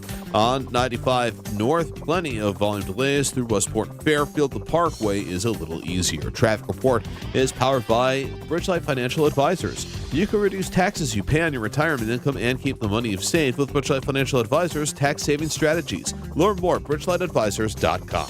I'm Edge Krause, WICC Traffic. For this evening and tonight, clear with a low in the mid-teens. Friday, sunny with a high in the mid-30s. Saturday, sunny with a high near 40. I'm meteorologist Paul Piorek on WICC. The radio station Bridgeport has listened to for 100 years. WICC 600 and 95.9, the voice of Connecticut. All right, 203-333-9422, 333-WICC. Talk or text and One thing Governor Ned Lamont says he is pushing, and he's got the backing of the state's two biggest teachers unions, the Connecticut Education Association and AFT Connecticut, the American Federation of Teachers Connecticut chapter here, of a statewide. That would mean it's in state law. That would mean cities and towns, boards of education, school districts would have to come up with some sort of bell-to-bell cell phone plan here, meaning that can't have the phones during the school day. And the schools around the country that have done this, to some extent or another, say that the results so far have been great. Big story in the New Haven Independent a few months back about how at this one school, the morning hallways, I remember the teacher saying, are loud with laughing and joking from, a stark turnaround from when these hallways just had kids with their not saying anything, swiping and scrolling on their phones. Talked about kids playing board games before school. But then again, there are parents and guardians who, I guess like the kids, feel comfortable that they have that connection. So I'd like to see this tried at least on a statewide basis. But you tell me what you think. Paul in Shelton. Hey, Paul, you're on the WICC. How are you? Hi, Paul. Thanks for taking my call. Sir. Yes, sir. What's up? I'm of your generation. I'm all for no phones in school. Yeah. You don't need them. I have a worker that can't stop. Every time I walk around the corner, he's texting. And I'm like, what is so important? What are you doing? It's like, what are you doing? He's going to be 30 years old this week. Oh. And but the thing is with kids, if the parents are against it, if there's a bag that it gets put in and it's sealed and then has an alarm if you unzip it in an emergency to use the phone because, God forbid, something happens in the school, that's okay. But once that alarm goes off, guess what? It better be for a good reason you unzipped the phone. And it's been working everywhere. Yeah, really, Paul, if you read some of the accounts of schools and school districts who've tried this, the teachers, the parent, and even the students say how much better they're having a time at school using it. There's so much less. There's actually harassment with the phones. They take pictures of kids doing things and put it out. Oh my God! That will all go away. I would hope so.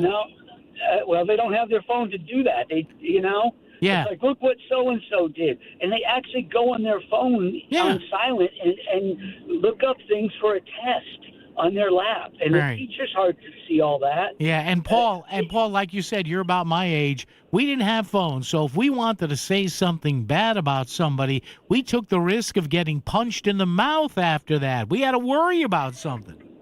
Yeah, God forbid you put it on paper. Oh my God! Hey, Paul, I got to run, my friend. Thank you, Paul in Shelton. There, yeah, it's the reviews you're getting of the, and you know what? It's an addiction at a young age, and a lot of time you confront an addict with something, right? You're addicted. Well, I'm not addicted. Well, you are. Even me at night in this business. Now, usually I have something playing on my phone to help me go to sleep. I'll listen to a documentary. I'm a World War II buff. I know I'm a loser. L on my forehead. I listen to old NASA radio transmissions. I know. It's why I'm single. Ladies, thank you. But texting and messaging, no. That all stops with me as soon as I say goodnight at 6 o'clock. We'll see you tomorrow. That's it. Stacy on Long Island. Stacy, how are you? What's up? I'm great, Paul. How are you? I'm good, Stacy. What's on your mind on this? Oh, I'm so glad I got through. I want to tell you one of the biggest reasons, why the cell phone should not be there is because let's say there is a severe emergency. Yeah. Active shooter, God forbid. Yeah. The thing is, if these kids are busy calling their parents, they are not listening to direction on where to go to. Yes. And that is essential. I work in a school. no cell phones, Okay. and it is 1,000 times better. Excellent. Really? Really? So, and Stacy, could you see this happen? I've been told by teachers it's almost overnight. Was that was that the case with your school or not? It basically was because it became a state law. Yeah. I'm calling from Long Island. Okay, and, yeah. And the other thing is, I was a little worried there'd be almost like a withdrawal because it is like an addiction, like a drug. Sure. And it could be affecting some behavior, but I think it's worth doing because it's hugely better this way. That would be my opinion. Stacy, thank you. I appreciate it. And how about that? Yeah, I guess it is a law in New York State now. How about that? And she said she saw it overnight. Yeah, these kids don't, and please, I'm not trying to sound like, Methuselah here, these damn kids. No, but you don't realize, sometimes you need an intervention. Hey, I think you're, hey, can I talk to you? Yeah, you're drinking a lot. Is there something going on? Well, you look like you put on a little weight. You got a little stress going on. I think you're eating a little too. Well, maybe this is an intervention for kids, right? Again, and Stacy, thank you for the call, but there's another voice who's in the school system and said, look at the difference and think about, what ages we're talking about here, 8, 9, 10, 11, 12, 13, 14, 15. Think about how important it is to learn how to communicate at that age and to use, perish the thought, complete sentences, look somebody in the eye, ask a question instead of scrolling up and down. All right, what do you think about this? 203-333-9422, 333-WICC. WICC Smart MLS Right Now Traffic. 91 northbound, an overturned vehicle between exits 15 and 16, backing things up through Wallingford. Wilbur Cross northbound, heavy delays going through Wallingford as well because of construction. On 95 north, plenty of volume delays through Westport and Fairfield. The Parkway is a little easier. Traffic report is powered by Bridgelight Financial Advisors. You can reduce taxes you pay on your retirement income and keep the money you've saved with Bridgelight Financial Advisors tax saving strategies. Learn more at bridgelightadvisors.com. I'm Edge Krause, WICC Traffic. Mainly clear this evening and overnight, below the mid-teens. Friday sunny with a high in the mid-30s. Saturday sunny with a high near 40. I'm meteorologist Paul Piorak on WICC. Looking for complete dental care in one convenient location? Visit Columbia Dental in Norwalk and New Haven. Their expert team includes a general dentist, periodontist, and oral surgeon. So whether you need a routine checkup and cleaning, dental implants, or wisdom teeth extraction, they've got you covered. Quality care all under one roof. Call Columbia Dental in Norwalk and New Haven today at 203-299-0111 or visit columbiadental.com. Let's be honest, most of us spend a lot of time thinking about retirement, but not so much actually preparing for it. Each week, David Gagnon, he's the host of Mastering Your Wealth, he discusses the financial news of the day and explains how it could affect you as you get ready for retirement. Join David Saturday mornings at 8 for Mastering Your Wealth Radio right here on WICC 600. You can also visit masteringyourwealthradio.com. I'm Ed Evans, CEO of Consumer Cellular. You know, the big wireless companies say they have discounts for people over 55. But unless you're willing to sit on hold and ask, you're probably paying more than you should. At Consumer Cellular, there's nothing to hunt down. We're built for people 50 plus with plans starting at just $20. And our 100% US-based customer service actually answers the phone. Call 1-888-FREEDOM or visit consumercellular.com today and get your second month free for a limited time. Taxes, fees, and other third-party charges will apply. See website for additional details. Let's go! You're still grooving, still connecting, still loving, still turning up, still thriving. You still got it, but your immune system, it weakens as you age. That's where vaccines come in. They help train and strengthen your immune response to fight off respiratory illnesses like flu, pneumococcal pneumonia, RSV, or COVID-19. Ask your doctor or pharmacist which vaccines you need.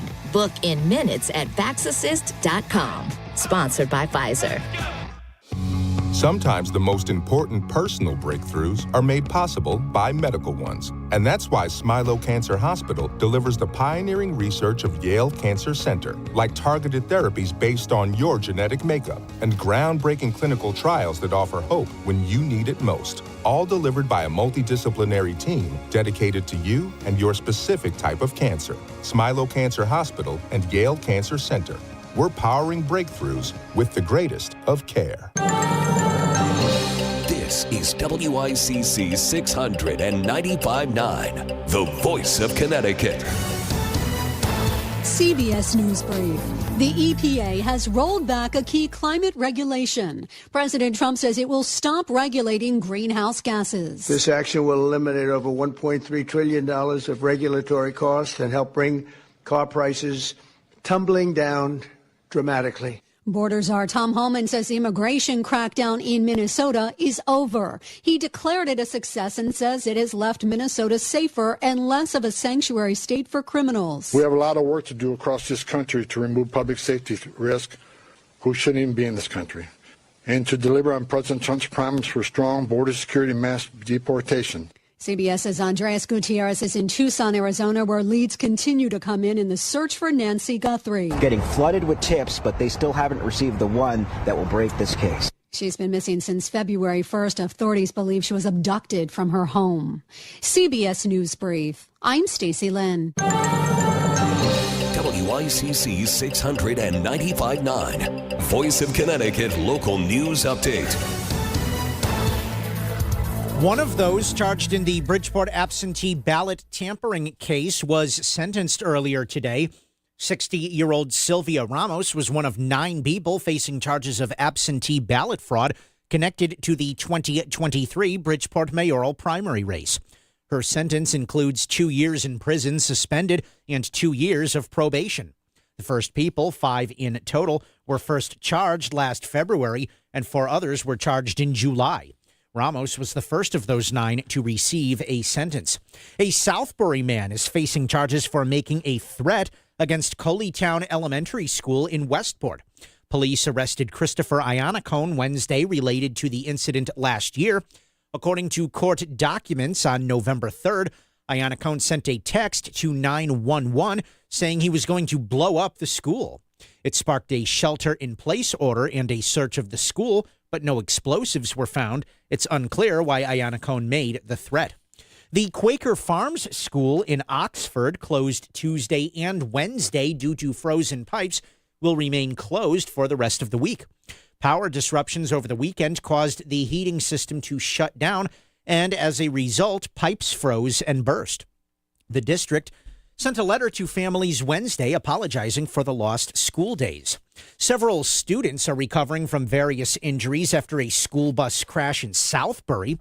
The bus carrying Nonawag High School students was traveling along Southford Road near Jeremy Swamp Road when it was hit by another vehicle around 2:30 p.m. Wednesday. The impact of the crash ejected 2 students from the bus, and multiple students were transported to Westbury and St. Mary's hospitals. The driver of the other vehicle, Richard Esty, was charged with driving under the influence. The swan that was rescued from the frozen Norwalk River earlier this month is now back in the wild. Taylor's Wildlife Rescue Group said the animal was released Wednesday near the docks of the Norwalk Boat Club, not far from where the swan got stuck. On February 3rd, firefighters were called to the area to rescue the swan, and he was taken to the VCA Veterinary Referral and Emergency Center and then to Norwalk Veterinary Hospital. Amtrak trains are running again between New Haven and New York City. Service was suspended last night due to a loss of overhead power. It was restored shortly after midnight ahead of the morning commute between New Haven and New York's Penn Station. Governor Ned Lamont is encouraging residents to file for the Earned Income Tax Credit. Lamont, along with his tax commissioner, Mark Boughton, say as many as 45,000 eligible filers did not claim the credit in 2024. At an event Wednesday attended by WTNH-TV News 8, both Boughton and Lamont broke down the money people could be leaving on the table. There are many people, roughly 40,000 people out there, who we owe you money. You don't owe us money. We have a federal EITC, state EITC. These folks are leaving, say, $5,000 on the table. The maximum earned income tax credit given by the federal government is around $8,000. The state of Connecticut's maximum is just over $3,000. Those credits are available to families with 3 or more children. The Department of Transportation is announcing the winning names from its 4th annual snowplow naming contest. Some of the winners include the Big Leplowski, Snow Be Gone Kenobi, and Truck Norris. You can keep an eye out for the trucks on our roads and featured at events like local Touch-A-Trucks. And the UConn men's basketball team is celebrating a win on the road. Solo Ball scored 24 points as the Huskies defeated Butler 80-70 last night in Indianapolis. UConn is 23-2 overall. I'm Chris Williams with WICC News. WICC Smart MLS Right Now Traffic. 95 north, 40 minutes from Stamford through Fairfield. The Parkway northbound volume delays start in New Canaan. 91 northbound overturned vehicle remains between exits 15 and 16 as things backing up towards North Haven now. I'm Mitch Krause with WICC Traffic. For this evening and tonight, clear with a low in the mid-teens. Friday, sunny with a high in the mid-30s. Saturday, sunny with a high near 40. I'm meteorologist Paul Piorak on WICC. If Bridgeport is talking about it, so is Paul. Connecticut Today with Paul Piselli on WICC 600 and 95.9, the voice of Connecticut. All right, before we get back into our discussion here about a possible total cell phone ban in Connecticut schools, bell to bell, beginning of the day till the end of the day, let's talk about whether or not you will have some slowdowns this weekend, especially if you're going to the area airports. The DHS funding bill doesn't look like it's going to happen. We check in with Torian Small, CBS correspondent, watching what Congress is doing or not doing. Torian, good afternoon. It's Paul here. How are you? I'm doing well, Paul. How are you? I'm good, Torian. And are we now, because I have been for days. Should people get to the airports a little earlier this weekend? Because, of course, the TSA is going to be on duty. But how does this all shake out? Because it looks like, this DHS funding isn't going to happen? Yeah, and this was a warning that Leader Thune put out 2 weeks ago when they brokered this deal, or I should say when the White House brokered this deal with Senate Democrats, asking for a 2-week extension just so they can negotiate reforms, as Democrats call them, to ICE immigration enforcement. What we saw happen was very little, if at all, negotiation between Democrats and Republicans on the Hill, and more so the Trump administration with those Senate Democratic leadership. And where they've landed was, according to Minority Leader Chuck Schumer, they received a proposal from the Trump administration late last night, and it was inadequate to be considered by Democrats, especially considering they put out like a 10-point plan last week. And they said, really what they're asking for, what they're calling common sense reforms. They want ICE agents to remove their masks, to have this uniform code of conduct, judicial warrants reform. They want to ensure that these raids won't happen in places like churches or schools, and other things. But ultimately, the failure of that really culminated in this procedural floor vote in the Senate not too long ago, where as a continuing resolution, so a longer extension of time, failed to pass because Democrats just did not support it. And finally, Tori, this is kind of complicated. I've been reading this stuff on the air. So DHS does not completely shut down. Parts of it do. Lines could get longer, right? And some people, sadly, I guess, are going to ask to work and maybe not get paid. Right. The Department of Homeland Security is a pretty big agency, and under its umbrella, you got TSA, you got FEMA, you got some of these critical services. I think the difference in this partial shutdown is, well, one, it comes after 2 shutdowns that already happened under this Trump administration. The partial one that happened just a few weeks ago, but then the longest one in government U.S. history not too long ago. I think the difference, though, is TSA agents or staff have the forethought or foresight to know that they will eventually get paid, even though they would have to work without it during however long the stint will be this time.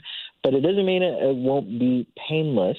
Again, like we've always said, if you're flying out this weekend, you might want to brace yourself for some delays because that's surely one of the places that could be impacted. Yeah, get to the airport early and go to the lounge, man. That's what I would do. Just right. Exactly. Torian, do we know finally? Are they going to meet over the weekend, or are they going to cool off for a couple of days? Have you guys and gals been told that, or not yet?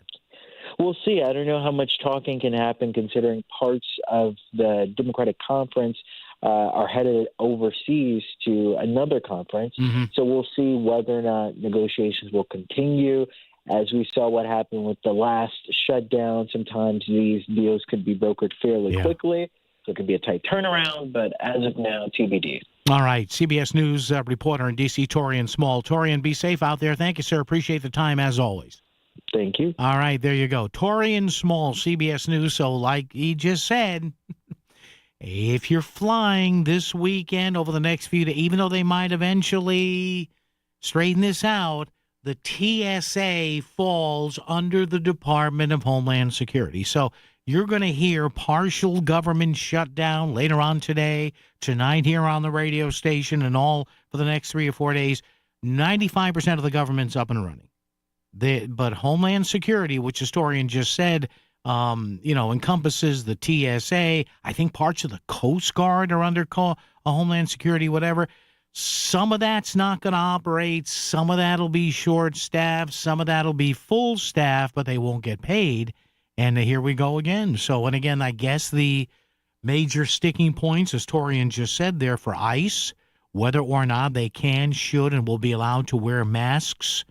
And as I mentioned the other day, now all of a sudden, some of the Democrats, they were screaming and yelling a couple of weeks ago. Well, we want ICE to wear body cams, right? And Tom Homan and Kristi Noem said, all right, everybody's going to have a body cam. But then all of a sudden now the anti-ICE people are saying, well, no, because the body cam video could be used for facial recognition. So please, as my father and mother used to say when I was wandering in the toy store, Paul, make up your mind. Sono Collision, Fairfield County's best for top quality collision repairs. We deliver unmatched precision and care to restore your vehicle. Trust us for excellence. Visit sonocollision.com or call 203-939-9955.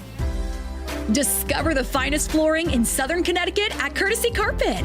With over 50 years experience, from intricate area rugs and durable vinyl to elegant stair runners, they have it all. Shop anywhere, but see them before you buy. Visit Ellen J and their team on Route 111 in Monroe or at courtesycarpet.com. Financing is available, so you can get the floors you love today.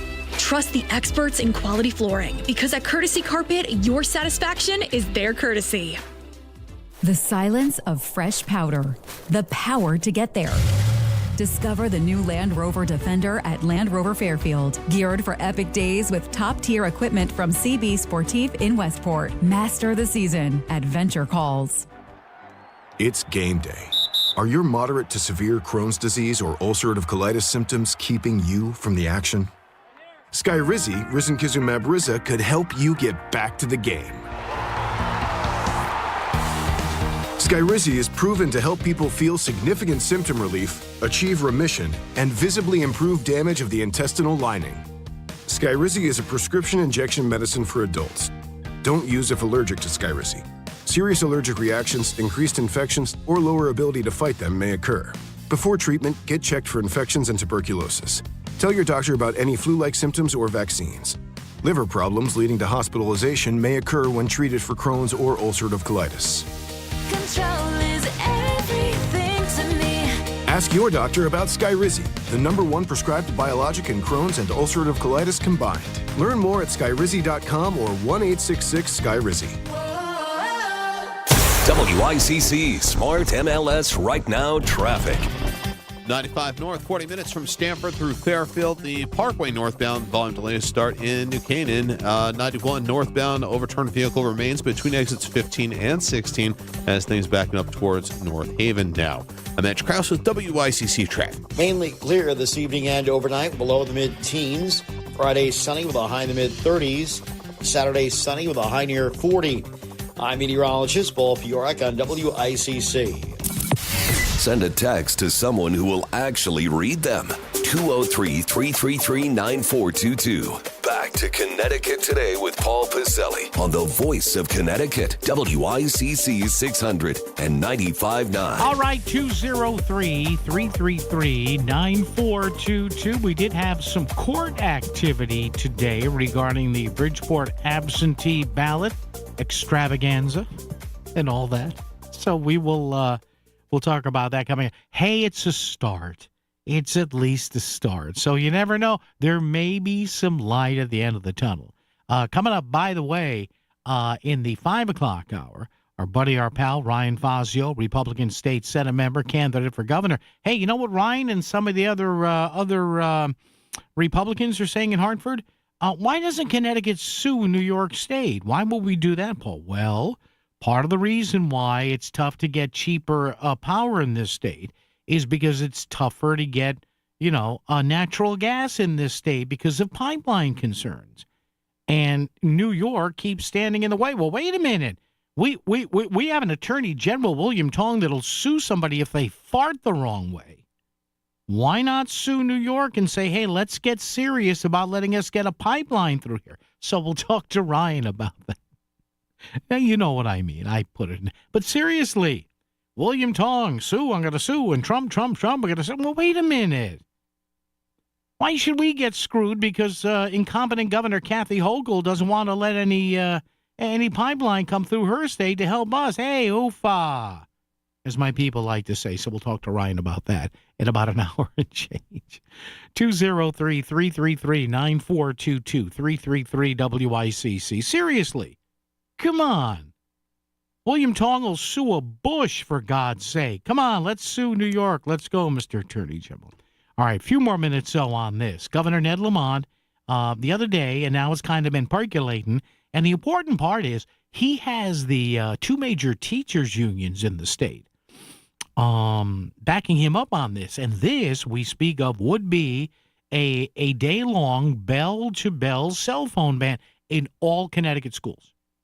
Now, it's happening in some schools around Connecticut, here, there, not everywhere, but some school districts, some individual schools are saying, hey, you cannot have you can't use your cell phone, your smartphone, whatever, from when we start class to the end of the day. And you've heard about these Yonder pouches. I think it's spelled YONDR, and they're basically soft pouches with a lining of not lead, with a metal lining, basically that stops any sort of signal from getting to the phone or emanating from the phone. So they make the phone useless as long as the phone is in the pouch. So I guess you drop your phone in the pouch, they lock the pouch up on the way into school, and you can carry your phone with you, but it's locked. And it's one of those locks that you see, for example, that have the plastic tags on. When you're buying something from a store and it's a piece of clothing, and the guy or the gal who's checking you out, you've got to put it in that little thing and take the anti-theft tag off. Well, that's how these Yonder pouches work. A lot of parents, I'm sure there are plenty of parents out there that don't like this, even though they don't want their kids scrolling and up and down and swiping left and right, all during school. There is obviously, and we can't discount this, there's obviously the notion of any parent or guardian or mom or dad or grandparent or whoever's raising a kid, hey, if something bad is happening, at least I can call them. Or they're calling me. And as one of our callers said previously, see, if you look at the argument of, well, parents want to be able to reach their kid in case of an emergency, as one of our previous callers said, well, wait a minute. Do we want kids scrambling to call mom and dad or mom and dad scrambling to call kids when, God forbid, you may actually have a life and or death situation that they should listen to instructions from the teacher or any police, God forbid, coming into the building here.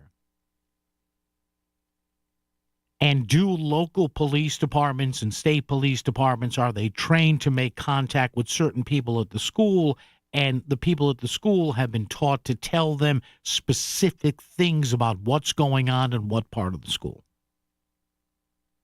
And if would having kids still scrambling to call mom and dad and call 911, would that in any way slow down the response? And again, it's easy for a guy like me to flap my gums here and postulate about this in the wonderful studios here at Connoisseur when nothing is happening. And I know if stuff happens, it's chaos and emotion and anger and fear. I get that. But I would think in the several years since that tragic day at Sandy Hook Elementary in Newtown, we may have figured out, one would think, one would hope, a better way to respond to all that. And Lord knows we've seen it in a lot of other places, Columbine, Uvalde, sadly. And that's a whole nother topic as to the condition of the human mind. Like I always like to say, the most dangerous animal on the planet is not an animal in the classic sense of the word. It's the crazed human mind from substances and other areas here. And one of the important things here is the fact that the two major teachers unions are for this. AFT Connecticut, and maybe you're an educator and you're a member of the union. If you want to talk to me on the phone about that or text, maybe you don't want to come on the phone, but you want to give me your thoughts on this. If you are a unionized teacher, what do the unions tell you? Was there any dissent among your rank and file? So AFT Connecticut, the American Federation of Teachers Connecticut, the Connecticut Education Association, which I think is far bigger. That's the local chapter of the NEA, and the NEA I think is far better than the AFT. There's something called, and I mentioned this before, the Anxious Generation Movement. And I'm looking at their website right now. Jonathan Haidt's best-selling book, The Anxious Generation, sparked a global conversation into a movement to rewire childhood. All right. Thousands of parents, educators, and policymakers. This is what the anxious... You can look at this at theanxiousgeneration.com. Thousands of policymakers, parents, educators have already joined our movement, taking collective action in their communities and staying informed on ever-changing challenges to helping kids reclaim childhood in the digital era. So we see what they're about here. Getting kids kind of digitally detoxed. They have 4 norms here that they strive for. I guess legislatively, some are these, and some of these are legislative, and some of these are suggestions. Number 1, no smartphones before high school. Well, I guess. No social media before 16. That'll never happen. I know it's being tried around the country. These companies, they are advertising companies first. They will, and they have been, and I know they're trying stuff here in Connecticut. Good luck. Because the Meta and all these outlets, Facebook, Instagram, WeChat, TikTok, they have battalions of lawyers. And they've got some public interest groups, too. The ACLU, LGBTQ groups, who say, no, there's a free exchange of ideas. And kids have a First Amendment right. By the way, when does the First Amendment right of a child actually kick in? Freedom of speech. When does that kick in? If your 5-year-old tells mom and dad, F you, is that freedom of speech? I'm just wondering. Phone-free schools from bell to bell. So we've been talking about that. More independence, free play, and responsibility in the real world. So this is the group. Check it out. Maybe I should have somebody on from here because it sounds kind of interesting. The Anxious Generation. It's a movement to rewire childhood. But if you are an educator, if you're a parent, if you're a student listening to me, thank you so much. I appreciate it. I'm much better than like Bad Bunny. I don't grab my crotch when I do the show. Now, before or after, hey, you know. But I usually leave the jungle. I'm sorry. Oh, man. But if you maybe are of the Bad Bunny age and you want to chime in on this, of course you can. 203-333-9422, 333-WICC. Talk or text. How's about it? What do you think? Yes or no? As a parent, as a student, as a guardian, as an educator, a bell-to-bell ban on cell phones in all Connecticut schools proposed by Governor Ned Lamont and favored by the state's two major teachers' unions. WICC Smart MLS Right Now traffic. 95 north, 40 minutes from Stamford through Fairfield. The Parkway northbound volume delays start in New Canaan. 91 northbound overturned vehicle remains between exits 15 and 16 as things backing up towards North Haven now. I'm Mitch Krause with WICC traffic. For this evening and tonight, clear with a low in the mid-teens. Friday, sunny with a high in the mid-30s. Saturday, sunny with a high near 40. I'm meteorologist Paul Piorek on WICC. The Snow Country Ski Report brought to you by Land Rover Fairfield. Discover your next Land Rover on Commerce Drive in Fairfield. Eggland's Best, the only eggs with more fresh and delicious taste plus superior nutrition. Eggland's Best, better taste, better nutrition, better eggs. Nearby slopes in top shape as we head into the 3-day President's Weekend with comfortable weather, too. It's all falling into place for Southington, Powder Ridge, Sundown, and Mohawk in Connecticut. All four 100% day and night with snow tubing at Powder Ridge and Mohawk. They were skiing and riding in fresh falling snow at Mohawk on Wednesday. Ski Sundown with a demo day Saturday to try out the latest skis and boards. Ski Butternut with 14 miles of packed powder in the Berkshires. They're 100%, and so's Wachusett with action day and night. And 4 inches of fresh snow on Wednesday. Stratton, Bromley, Magic, and Bolton Valley all woke up to 4 inches of fresh snow in Vermont on Wednesday. So did Killington and Pico. Smuggler's Notch with 5 inches fresh picked up 13 inches since Saturday. This report presented by Smuggler's Notch, Vermont, America's family resort. Visit smugs.com. Back to the news and talk. Thanks to Smart MLS. Smart sellers ask, is my home on Smart MLS? The voice of Connecticut. WICC's 695.9.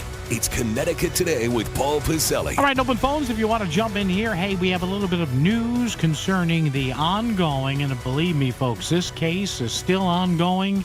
It's not nearly done. The Bridgeport absentee ballot case, or we should say cases, from 2019 and 2023. We have some court action to tell you about today, and I think it's good news. I don't want to see anybody go to jail needlessly, but we will talk about that. And coming up in the 5 o'clock hour, our pal Ryan Fazio declared Republican gubernatorial candidate. He's made energy and energy bills and all of that and the electric grid a hallmark of his campaign. And he's among some Republicans saying, hey, why do we sit here and get told by other states like Massachusetts and New York, sorry, we're not going to let a pipeline come in here and lower your rates and give you more natural gas? Why don't we sue them? We seem to have an attorney general to sit. We seem to have an attorney general who likes to sue anybody and everybody. I understand it. That's his gig. So let's, Mr. Tong, sir, let's start firing out them lawsuits. I know you don't want to sue it. You don't want to sue because there's nothing to do with Mr. Trump on the pipeline. So maybe there's a way we can figure that out. Folks, of course, if you want to get through to me with a little more detail, text is always up and running at 203 333-9422, 333-WICC. And, of course, you can always email. The email ain't going anywhere. It's Paul, P-A-U-L, Paul, at voiceofct.com. We'll be going over our answers. Got quite a few answers today so far to our question of the day, which has to do with something Governor Ned Lamont is proposing. Do you agree with the governor's renewed push? He had suggested this previously. Now there's a renewed push for a bell-to-bell ban on cell phones in all of Connecticut schools. It's happening here and there in the state. Some schools are doing it. Some school districts are doing it. Should this be now embedded in state of Connecticut law? WICC AM Bridgeport, WICC FM Southport, WEBE HD2 Westport, WPLR HD2 New Haven. Locally owned by Connoisseur Media. This is CBS News on the Hour, your home for original reporting. I'm Stacey Lynn. A big blow to climate change regulations. President Trump says they are rolling back a finding that determined carbon dioxide and other greenhouse gases endanger public health. We are officially terminating the so-called endangerment finding, a disastrous Obama-era policy that severely damaged the American auto industry and massively drove up prices for American consumers. He claims this will save money, but CBS's David Schechter reports. Environmentalists warn any short-term savings will be dwarfed by failing to address the long-term costs of unchecked climate pollution that is driving more intense droughts, fires, and floods. The issue is certain to end up in the courts, with several environmental groups already threatening to sue. Former President Obama says the climate repeal leaves Americans less safe, less healthy.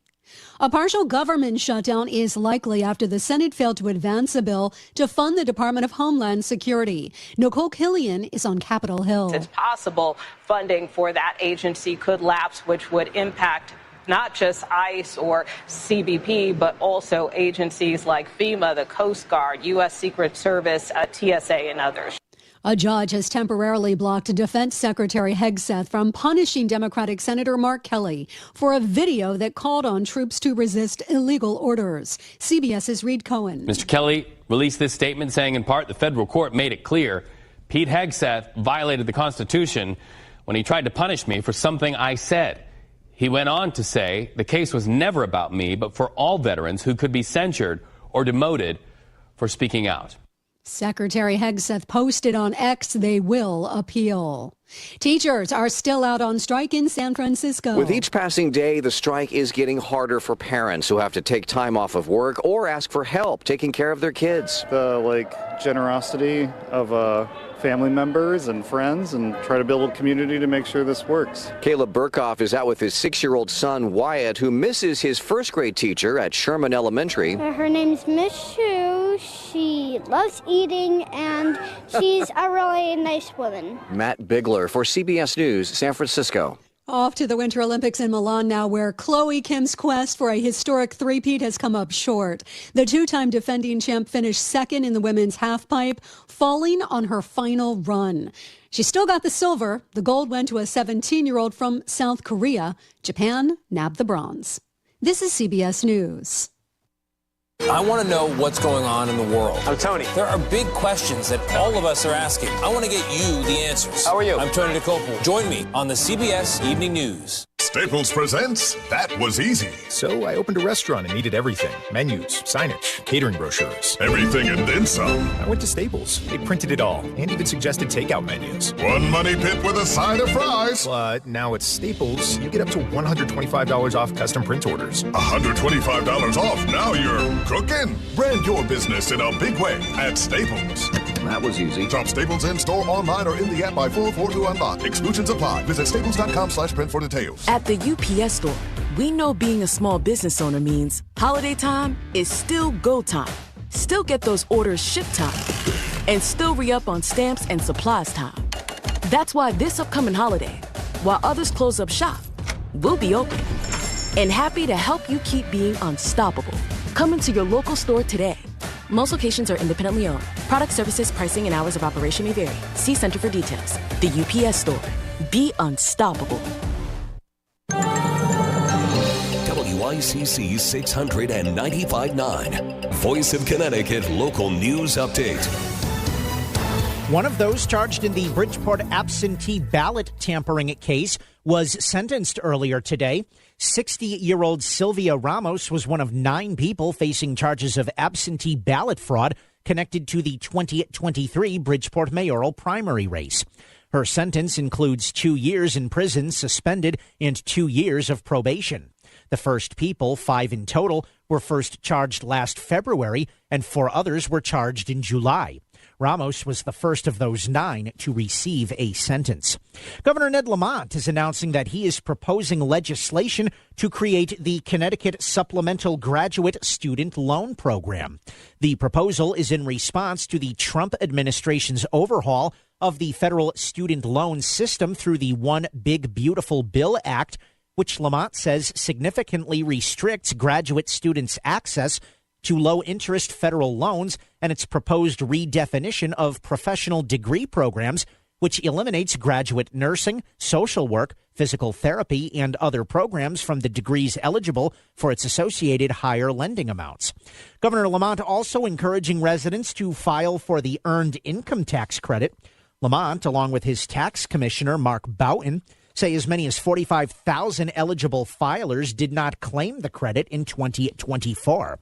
At an event Wednesday attended by WTNH TV News 8, both Boughton and Lamont broke down the money people could be leaving on the table. There are many people, roughly 40,000 people out there who we owe you money. You owe us money. We have a federal EITC, state EITC. These folks are leaving, say, $5,000 on the table. The maximum earned income tax credit given by the federal government is around $8,000. The state of Connecticut's maximum is just over $3,000.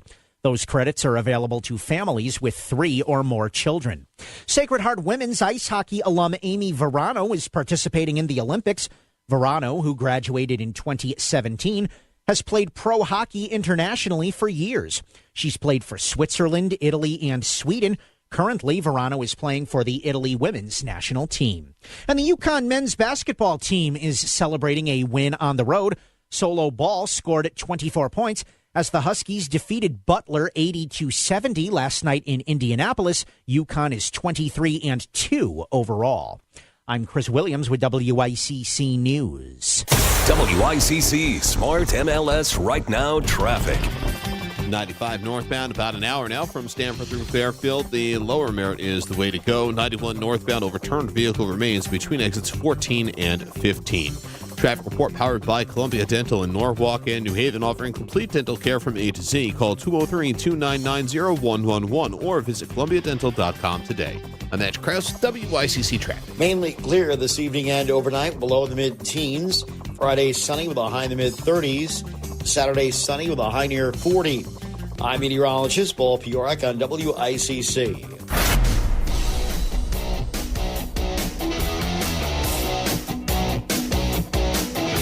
You're listening to Connecticut Today with Paul Pizzelli on WICC 600 and 95.9, the voice of Connecticut. All right, 2 hours down, 2 to go.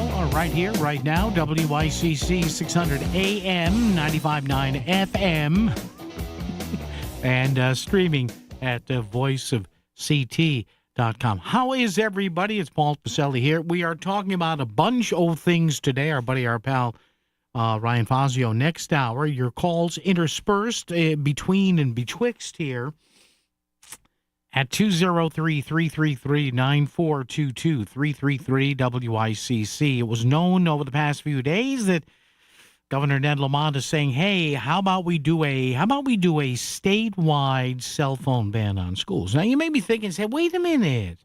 I thought that was the whole craze now. Don't we have that all throughout the state? No, we don't. No, we don't. No, we don't. It's in some areas, school by schools. I think what the General Assembly did with the governor's urging a year and a half, 2 years ago was let schools do it if they want to. But the governor is looking for the support of a bunch of folks to do this statewide. Force the issue, I guess. So what do you think of this? Are you one of these people, teachers, paraprofessionals, professional educators who say, hey, I love this. I've seen it in my son's school. I've seen it here, there, and everywhere. And the kids are more engaged. They're laughing. They're talking with each other. They're looking in each other's eyes. I know, rare, isn't it? Or are you maybe like a few people we heard from today say, well, you're just kind of uneasy with it? You know, the world can be a rough place. I want to be able to talk with my son or godson or stepson or granddaughter or grandson or whatever. So I prefer this not be mandatory, but what do you think? Why or why not? Do you agree with Governor Ned Lamont's renewed push for a bell-to-bell ban on cell phones, smartphones, if you will, in Connecticut schools? Chris Williams has been perusing the answers to the question. And, Chris, you have come up with what, sir? Steve said that this is the first time he is ever agreeing with Governor Lamont on something. Yeah. Julia said, yes, most definitely. Being a former teacher, I think they're very distracting to students' concentration. I was able to take them away if I caught them using them in class because I had the parents' support. They would get them at the end of class by the third time at the end of the school day. It worked. However, it was a while back. Now parents feel their kids need them due to security issues, and I can understand that, too.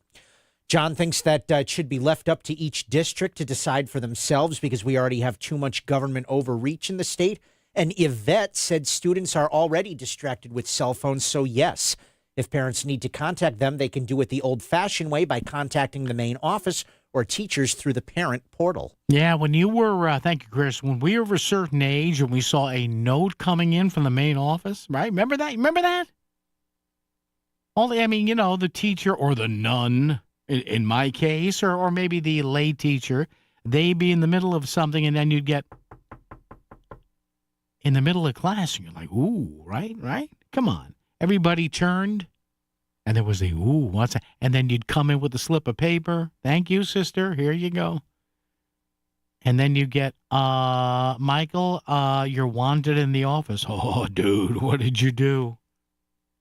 And a lot of times there might have been a phone call from home or, hey, Dad's coming to pick you up. We had something happening. I don't know. I don't know. I can only... And maybe it's gotten, from the general tenor of what I'm hearing, it sounds like in a lot of schools, things have gotten better over the past years. Now, I have friends of mine and relatives and acquaintances, some of whom used to be in radio, and they got out, unlike me. No, and they've gone to schools, and they become teachers, and they've told me what and wherefore. But my feeling is this, I would generally be in favor of this. If you're going to do it statewide, though, you're going to have to leave some flexibility. But I'm sure the way the law would be written, it would. But then again, you've got to protect against, lawsuits. If somebody was not able to get a hold of their son or daughter, or if their son or daughter had a situation in school where they felt some sort of emotional distress, that they wanted to talk to mom or dad. So, this could be delicate here. We'll go back to the phones momentarily. Nicole in Brantford, hang on. You'll be first up right after we do some of this. As March approaches, NCAA basketball is just heating up. Get on board for all the action of Big Ten basketball on WICC. Every weekend, hear matchups from across the country live. Every basket, every buzzer beater, every single moment. NCAA basketball lives here. WICC 695.9, the voice of Connecticut. Sometimes the most important personal breakthroughs are made possible by medical ones. And that's why Yale New Haven Health's Heart and Vascular Center delivers the pioneering science of Yale School of Medicine, like groundbreaking research that helped redefine the international guidelines for treating heart failure, and a new procedure to detect coronary microvascular disease, often misdiagnosed in women. Yale New Haven Health and Yale School of Medicine. Together, we're powering breakthroughs with the greatest of care. In the real estate ecosystem, trust and transparency create harmony. But one elusive species disrupts this balance, the rogue agent. Their secrecy with off-market listings leave home buyers confused, frustrated, and inventory starved. And that's bad news for sellers too.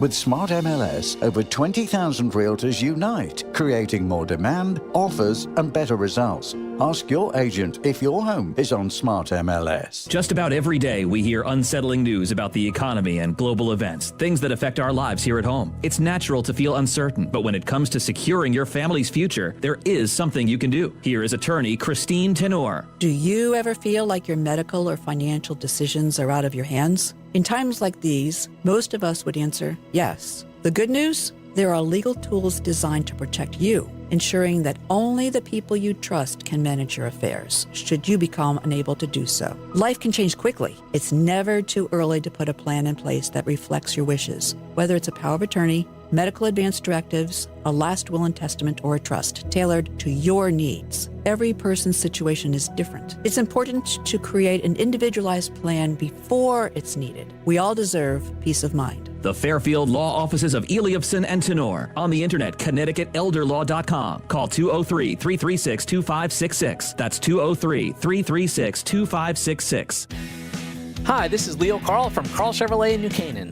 Last year, more consumers switched to Chevrolet than any other automotive brand. Why? With more standard passive and active safety features than any other brand, plus easy-to-use technology like wireless Apple CarPlay, Chevy simply builds in more value. And who doesn't love getting more for their money?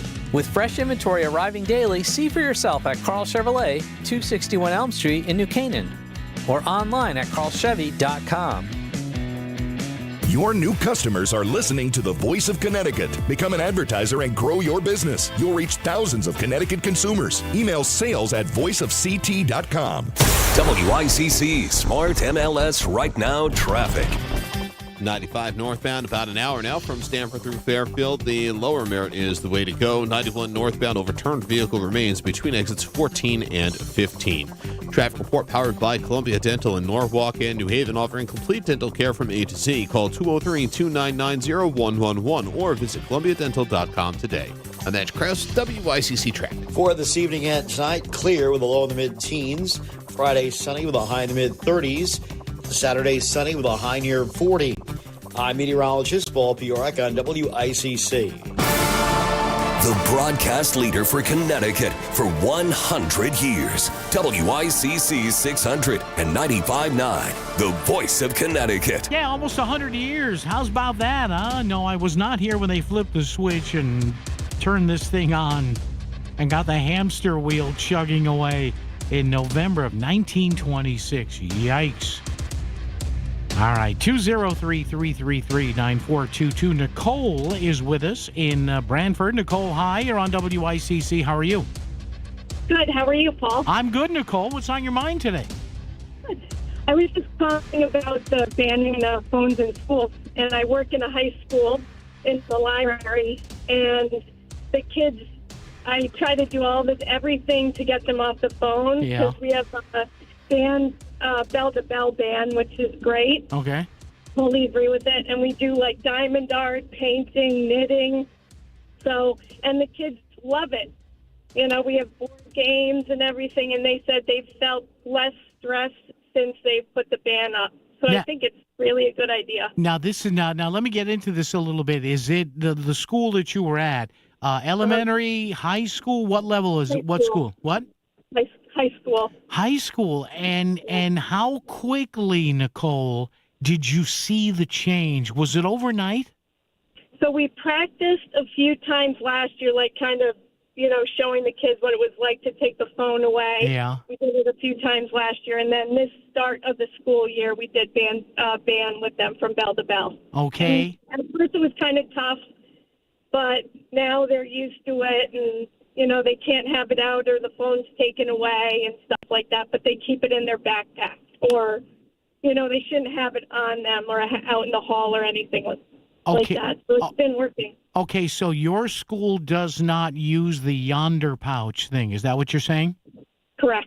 Okay, so that's great. Now, so there was a little bit of a freak out, but all in all, you'd say it's been successful? Yeah, it's been great. Yeah. So it's good. I'm so for it. Must be amazing to see them actually talking and laughing with each other and looking each other in the eyes and that little communications thing, huh? Right? It's wonderful. They come talk to us. We have conversations. So, it's really good. It's nice. My God, Nicole, you mean there are actual conversations going on? What is this world coming to? Can you believe it? Oh, my God. All right, Nicole, thank you. Appreciate it. So there's Nicole, a high school teacher or a high school staffer. I assume you're a teacher, Nicole, but thank you anyway. And she said they did a couple, what'd she say? They did a couple of run-throughs, like at the end of the school last year and the beginning this year. Then it kicked in. Now, they don't use yonder pouches. Because I think if they do this statewide, I doubt it would be, well, you've got to use these pouches. Now, if I'm the salesperson for yonder, I did read, because New Haven did this with some schools. I guess the pouches, when you, and come on, it's an expense. It's the cost of a textbook. Basically, I read where the yonder pouches, which are these, phone-shaped pouches with a lock on them, and there's obviously a lining. There's a metal lining in there, a thin metal lining that would, prevent any sort of a signal from getting out or getting in. I thought I read where when New Haven bought them in bulk, they were about $30 a piece. All right. Because remember, the kids are not taking them home. In other words, they get there, they get it dropped in the yonder pouch, it's locked. Then at the end of the day, the pouch is unlocked, and everybody goes home, and the pouch stays there. And I would imagine there's going to be some wear and tear on the things, and you may have to, replace the locks, whatever. I mean, for $30, the company's probably going to say, just throw them away. Here's another one. Who knows how the contract reads. 203-333-9422, 333-WICC. And again, we wouldn't have this discussion or this problem if this wasn't so addictive. And that's the problem. In fact, I saw a really interesting special a couple of years ago that showed brain scans. And, that's where they put the leads on somebody's brains, because not only does the heart have electrical impulses, but your brain does too. And they had portable brain scan units on a couple of kids for a couple of days. And these kids were told nothing digital, no PC, no tablets, and no phone. Versus a handful of kids where they said, listen, you're going to wear this monitor. We want to see your brain activity. You can use your tablet, your laptop, your notebook, your phone, go right ahead. And you could see, and there were these neurologists showing this, about how different parts of the brain are used. For example, when reading a book versus doing something on a computer. And it was fascinating. There are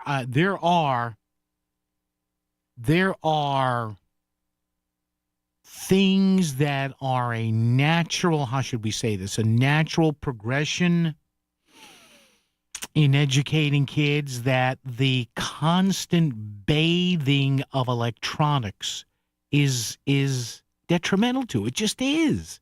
Doesn't make them bad tools, but it just, there's a reason you don't drive at 10 years old or 12 years old, because you physically and mentally and reflexively can't stand it. Noah in Bridgeport. Noah, good afternoon. How are you? Yes, good afternoon, Paul. Oh, man. First time calling in. And Thank you, sir. I appreciate that, Noah. Thank you. What's on your mind? Yeah, I just have a question. I'm for the band. Yeah. But when the parents were, two of the parents are disagreeing, I'm asking, is the band, does it relate to the smartwatches? I see. Because some people, they're not able to communicate with the kids. But nowadays, you got smartwatches that, there's one press dial and you could communicate with your child just in case of emergency. So I want to know if that ban, is it pertaining to smartwatches? I'm not sure. Now, Noah, and thank you for the call, my friend. I appreciate it. You're breaking up a little bit. Noah, I would think, now I do not have a smartwatch. Noah, I don't. I don't wear watches. I'm one of those weird, I used to wear watches years and years ago. I do not like the feeling of anything on my wrist. I don't. People say that's something with a mental health issue. Maybe it's true. Noah, I do not wear a watch. When I was married, I wore a wedding ring and that was it. No jewelry there. I just don't like the feeling of anything on my hands and fingers. Now, having said that, to folks who wear these smartwatches out there, and I know there are people 20 feet away in the offices here at Connoisseur that do that. Don't you need those things to be synchronized to a phone, right? Am I right on that? So in other words, if you're wearing the Apple Watch or the Samsung Watch, and man, those Apple Watches are expensive. I looked at one the other day. I'm like, whew. Now, my son's mom wears one all the time. My son wears one all the time. His girlfriend wears one all the time. God bless. But I would assume, Noah, that the answer on that is going to end up being that the smartwatch wouldn't work. I don't think. Now, maybe it still works as a watch. But as far as syncing or synchronizing, as we say in the business, with the phone, that's what I think would have to happen. But I could be wrong. But Noah, thank you, first-time caller. We always appreciate it. Spread the word about the show Monday through Friday, 2 to 6, right here for you on a watchless WICC. WICC Smart MLS Right Now traffic. 95 northbound, about an hour now from Stamford through Fairfield. The lower Merritt is the way to go. 91 northbound, overturned vehicle remains between exits 14 and 15. Traffic report powered by Columbia Dental in Norwalk and New Haven, offering complete dental care from A to Z. Call 203-299-0111 or visit columbiadental.com today. I'm Matt Krause, WICC traffic. Mainly clear this evening and overnight, below the mid-teens. Friday sunny with a high in the mid-30s. Saturday sunny with a high near 40. I'm meteorologist Paul Piorek on WICC. Need roofing, vinyl siding, gutters, or chimney repairs? Hi, I'm Eddie Griffin, the owner of Brown Roofing, your local roofing expert since 1972. From cracked shingles to leaky chimneys, our certified technicians handle it all. We don't just install, we fortify your home for decades of protection. And right now you can get 0 interest, 0 payments for 24 months. Call today at 475-445-1195 or visit us at brownroofing600.com. Brown won't let you down. Walk when they say you can't stand. Laugh when they say you won't speak. When you're recovering from a severe illness or injury, even the smallest tasks can be the greatest mountains to climb. But at Gaylord Specialty Healthcare, we're not just doctors and nurses and therapists. We're experts and specialists and leaders. And we do whatever it takes to make your recovery possible. Gaylord Specialty Healthcare. Think possible. Outpatient therapy services now available in Fairfield and Guilford. Gaylord.org. I'm Ed Evans, CEO of Consumer Cellular. You know, the big wireless companies say they have discounts for people over 55, but unless you're willing to sit on hold and ask, you're probably paying more than you should. At Consumer Cellular, there's nothing to hunt down. We're built for people 50 plus with plans starting at just $20. And our 100% US-based customer service actually answers the phone. Call 1-888-FREEDOM or visit consumercellular.com today and get your second month free for a limited time. Taxes, fees, and other third-party charges will apply. See website for additional details. Let's go! You're still grooving, still connecting, still loving, still turning up, still thriving. You still got it, but your immune system, it weakens as you age. That's where vaccines come in. They help train and strengthen your immune response to fight off respiratory illnesses like flu, pneumococcal pneumonia, RSV, or COVID-19. Ask your doctor or pharmacist which vaccines you need. Book in minutes at vaxassist.com. Sponsored by Pfizer. At Abriola Parkview Funeral Home in Trumbull, we understand that planning for life's milestones is important. But what about planning for your funeral? While it may be difficult to consider, pre-planning can ease the burden on your loved ones during a challenging time. By planning now, you can ensure that your wishes are honored without leaving emotional or financial strain on your family. Visit Abriola.com to learn more about our compassionate pre-planning services. Plan today for peace of mind tomorrow. In the real estate ecosystem, trust and transparency create harmony. But one elusive species disrupts this balance: the rogue agent. Their secrecy with off-market listings leave home buyers confused, frustrated, and inventory starved. And that's bad news for sellers too. With Smart MLS, over 20,000 realtors unite, creating more demand, offers, and better results. Ask your agent if your home is on Smart MLS. Hi, I'm Peter from Donut Delight. Donut Delight has used Steve Basso Plumbing, Heating, and Air Conditioning since 1994. From installing plumbing in our new stores to maintaining our existing stores and our personal homes. Their guys have always been very professional and great to work with. Donut Delight has been very happy with Steve Basso Plumbing, Heating, and Air Conditioning.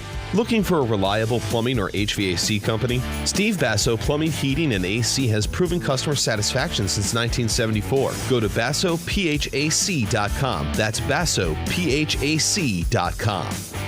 Ever notice that feeling your worst also seems to happen at the worst time in the worst places? Like sudden nausea at 9 p.m. when you're out of town. Really? Now? Fortunately, with Hartford Healthcare's HHC 24/7 app, you can get answers, diagnosis, prescriptions, even speak live with clinicians anytime, anywhere. So maybe there's never a good time to be sick, but at least the best care's always there. Download the app at your app store or hhc247.org.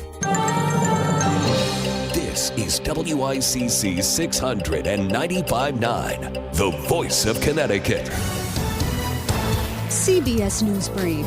The Trump administration has officially rolled back a scientific finding that said carbon dioxide and other greenhouse gases endanger public health. This action will save American consumers trillions of dollars and will lower the average cost of a new vehicle by close to $3,000. After the FBI put out surveillance footage showing a masked man by Nancy Guthrie's door the night she went missing, calls with tips have gone up. Law enforcement contributor Rodney Harrison says while that is a good thing, when you have 4,000 tips coming within a 24-hour time frame, it's very, very difficult.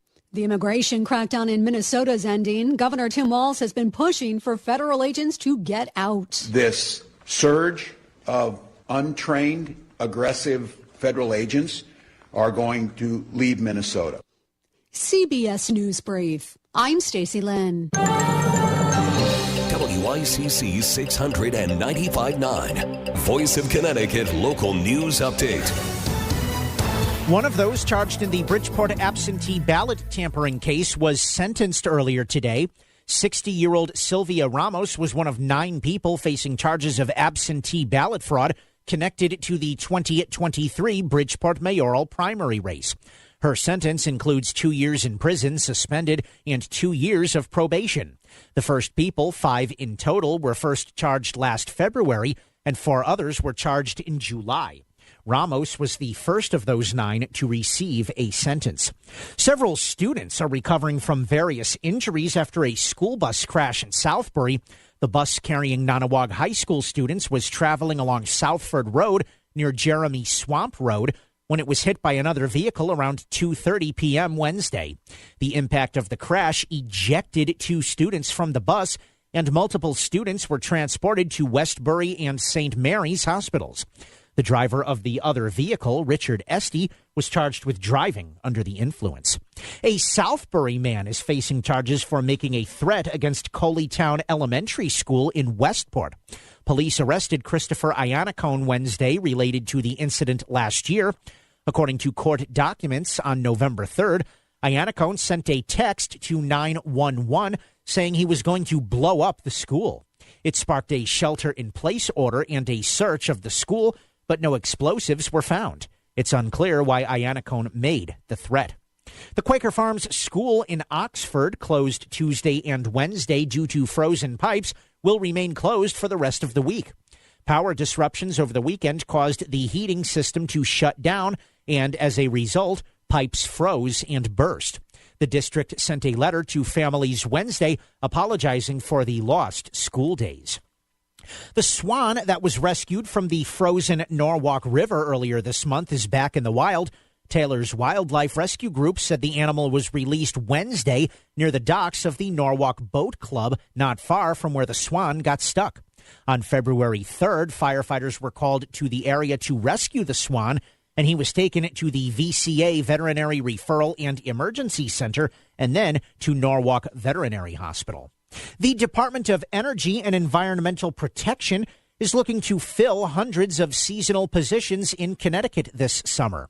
Opportunities include working in outdoor recreation, conservation, forestry, scientific research, and law enforcement. Positions are available at field offices, parks, boat launches, forests, and indoor educational centers across the state. To view and or apply for available positions, visit the CTDEEP seasonal employment at portal.ct.gov. The number of scams statewide nearly doubled in 2025, according to the Better Business Bureau. Connecticut residents reported losing over $2.6 million to scammers last year, and those numbers only include those that reported it. Many of those scams involved people trying to buy a car online. Kristen Johnson from the Better Business Bureau gave WFSB Channel 3 some tips on how to avoid being duped by online scammers. 4 of the 5 most expensive online purchase scams in 2025 were virtual vehicle scams. Go to bbb.org, look up the company, look them up at BBB Scam Tracker, or do an internet search with the word scam, especially if you've never heard of the business before. That 5 minutes can save you so much time and headache down the road. Amtrak trains are running again between New Haven and New York City. Service was suspended last night due to a loss of overhead power.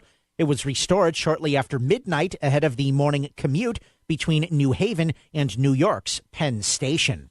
And the Department of Transportation is announcing the winning names from its 4th annual snowplow naming contest. Some of the winners include the Big Leplowski, Snow Be Gone Kenobi, and Truck Norris. You can keep an eye out for the trucks on our roads and featured at events like local Touch-A-Trucks. I'm Chris Williams with WICC News. WICC Smart MLS Right Now Traffic. 95 north, about an hour from Stamford through Fairfield. A few breaks along the way through. The Parkway northbound slow ride starts in New Canaan. Upper Merritt southbound. Plenty of company over the Sikorsky Bridge heading down to Route 8. 95 south, jamming through Longhorn into West Haven. Traffic report is powered by MJ Thomas Jewelers. Looking to buy or sell gold? Visit MJ Thomas Jewelers in Stratford for expert service and great deals. Their knowledgeable staff is there to assist with all your gold needs. For more information, visit mjthomas.com. I'm Edge Krause with WICC Traffic. For this evening and tonight, clear with a low in the mid-teens.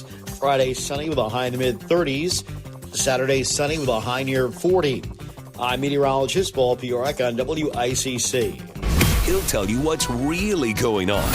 It's Connecticut Today with Paul Piselli on the Voice of Connecticut, WICC 600 and 95.9. All right, call this a small victory. A report out today that yesterday we had a person charged in the Bridgeport absentee fraud investigation. Remember that? Well, we had a sentencing yesterday, and at least it's a, how should I put this?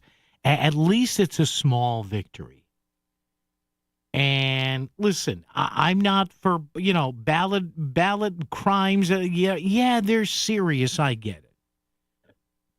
But a lot of these players, relatively minor, as you would say, players in this, you don't want to put them in take-up jail space. 60-year-old Sylvia Ramos sentenced yesterday to 2 years in prison, according to our friends at NewsAid. That's suspended, so 2 years suspended sentence and 2 years of probation. In fact, somebody sent me a text message on this, talk or text at 203-333-9422. Hey, Paul, Sylvia Ramos, 2 years in prison, suspended, 2 years of supervised parole. What do I think? Well, what I think is the process, I guess, is working here. And as a lot of people have talked, and we'll have our friend Chris Caruso on tomorrow to talk about this, in these investigations, what other information do these people offer? Yes, they're relatively minor people, and yes, they do break the law. I'm not saying laws aren't broken here.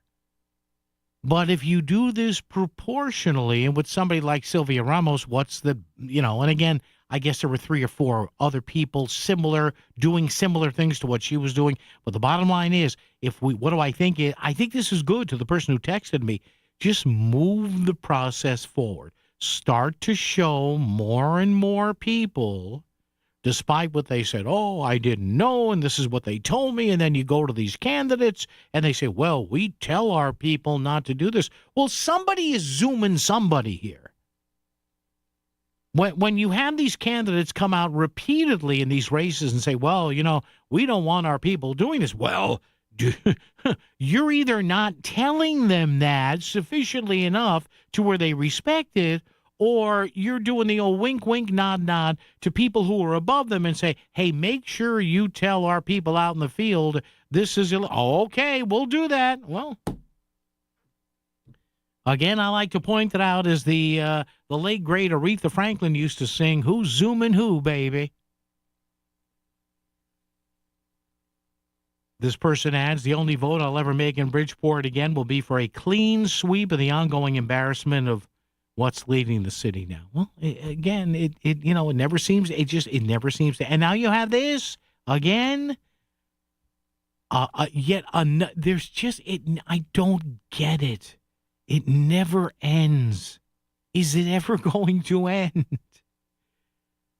Brian Lockhart's story here. The Bridgeport Police Chief, Chief Porter, says he's going to stay on duty despite investigations and calls to sideline him. Can somebody please tell me this? And I mean this in all sincerity. And I know 99.99999% of people in the city are fine. But has there ever been an extended period of time in Bridgeport where everything is just kind of normal? Maybe it was 20 or 30 years ago. Do we have to go back to Jasper McLeavy, Leonard Paoletta, Bill Finch? I don't know. I don't know. I do not live in Bridgeport. I follow it as much as I can. But there's that old phrase, there's always something. And I understand cities being what they are. It's not, some of the stuff is not particular to Bridgeport in and of itself, but man, oh man, it just doesn't seem to end. 203-333-9422, 333-WICC. So again, to the matter at hand here, we have a conviction in the absentee ballot mess here. This is from the 2023 go around here, not apparently from 2019. And I guess federal and state folks are still looking into that, and the State Election Enforcement Commission, I don't know. 2 years in prison suspended and 2 years of probation for 60-year-old Sylvia Ramos, one of 9 people charged with ballot fraud after the 2023 mayoral race, which went 4 rounds. About that, huh? 203-333-9422, 333-WICC. Now, this is not the end of it. And again, look, you hate to be cynical about this. There are going to be people who are going to say, well, it happens in Bridgeport. It's happened in other cities and towns, whatever. But as we go forward, keep this in mind over the next few years. We are eventually going to have mail-in balloting in this state. Now, nobody in Hartford actually did anything legislatively to pass anything actually named mail-in balloting. What we are going to get is going to be no excuse absentee balloting. Now, presently Connecticut has 6 different reasons, plus we added a couple of more during COVID. I think one of them essentially is you can get an absentee ballot if you're scared of getting sick. So it's technically 6 or 8 reasons to have an absentee, and the usual stuff. I'm in the military, I'm going to be out of town, I'm sick, It's a religious holiday. I'm working at another polling place or whatever. But that's all going to go away. And now it's going to take 2 or 4 or 6 years or however long, I don't know. But understand something, and that God willing, if I'm here, I'll keep you updated on this. But in this era of the funny stuff that still goes on in Bridgeport and everybody's saying, well, you shouldn't need an ID or anything, within a few years, Connecticut is essentially going to have mail-in voting because absentee ballots will be issued for no specific reason. I want to vote absentee, so that's what we're going to do. Okay. Well, then, can somebody please tell me what the security reasons are, what the security issues are going to be there? Now, again,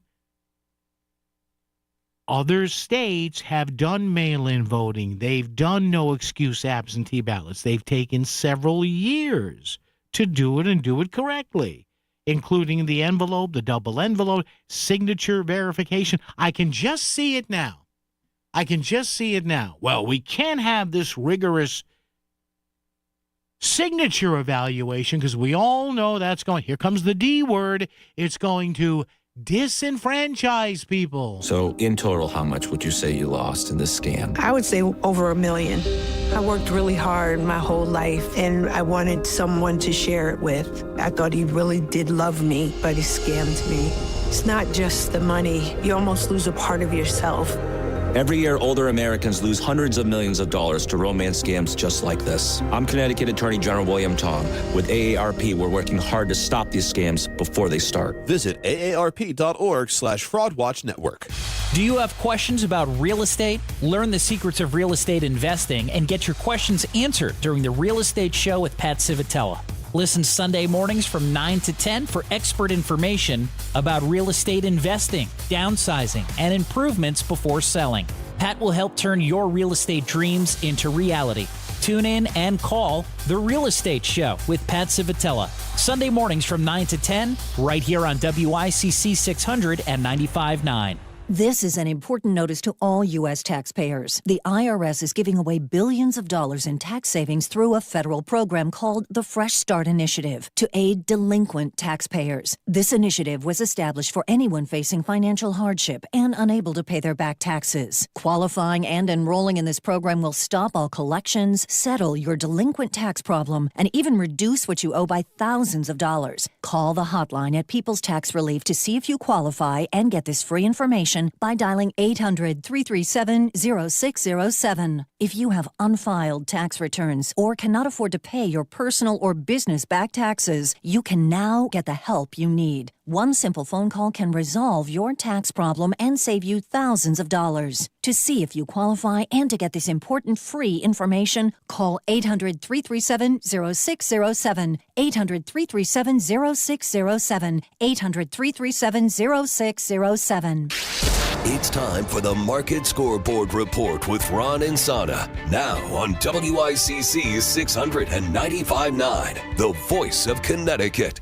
Stocks tumbled today on renewed fears that artificial intelligence would further disrupt the software sector. That weighed on the NASDAQ, which slumped 2%, and the Dow fell 1 1/3%, or 669 points, to 49,451. The S&P dropped 108 points, or 1.5%, to 6832, and the NASDAQ down 469 points. Software stocks getting absolutely pounded today, with the NASDAQ ending at 22,597. Weakness in the economy didn't help the markets either, as existing single-family home sales fell 8% last month. That was the biggest drop in 4 years. That drove the 10-year note yield down to 4.1%, as did the sell-off in the stock market. It was a risk-off day across the board, as crypto and commodities also got hit. The dollar was relatively steady today. Oil slid $1.71 to $62.92 a barrel. Gold sliding $156, a 3% drop to $49.42 the ounce. Silver down more than 10%, or $8.85 to $75.07, ahead of tomorrow's consumer price report.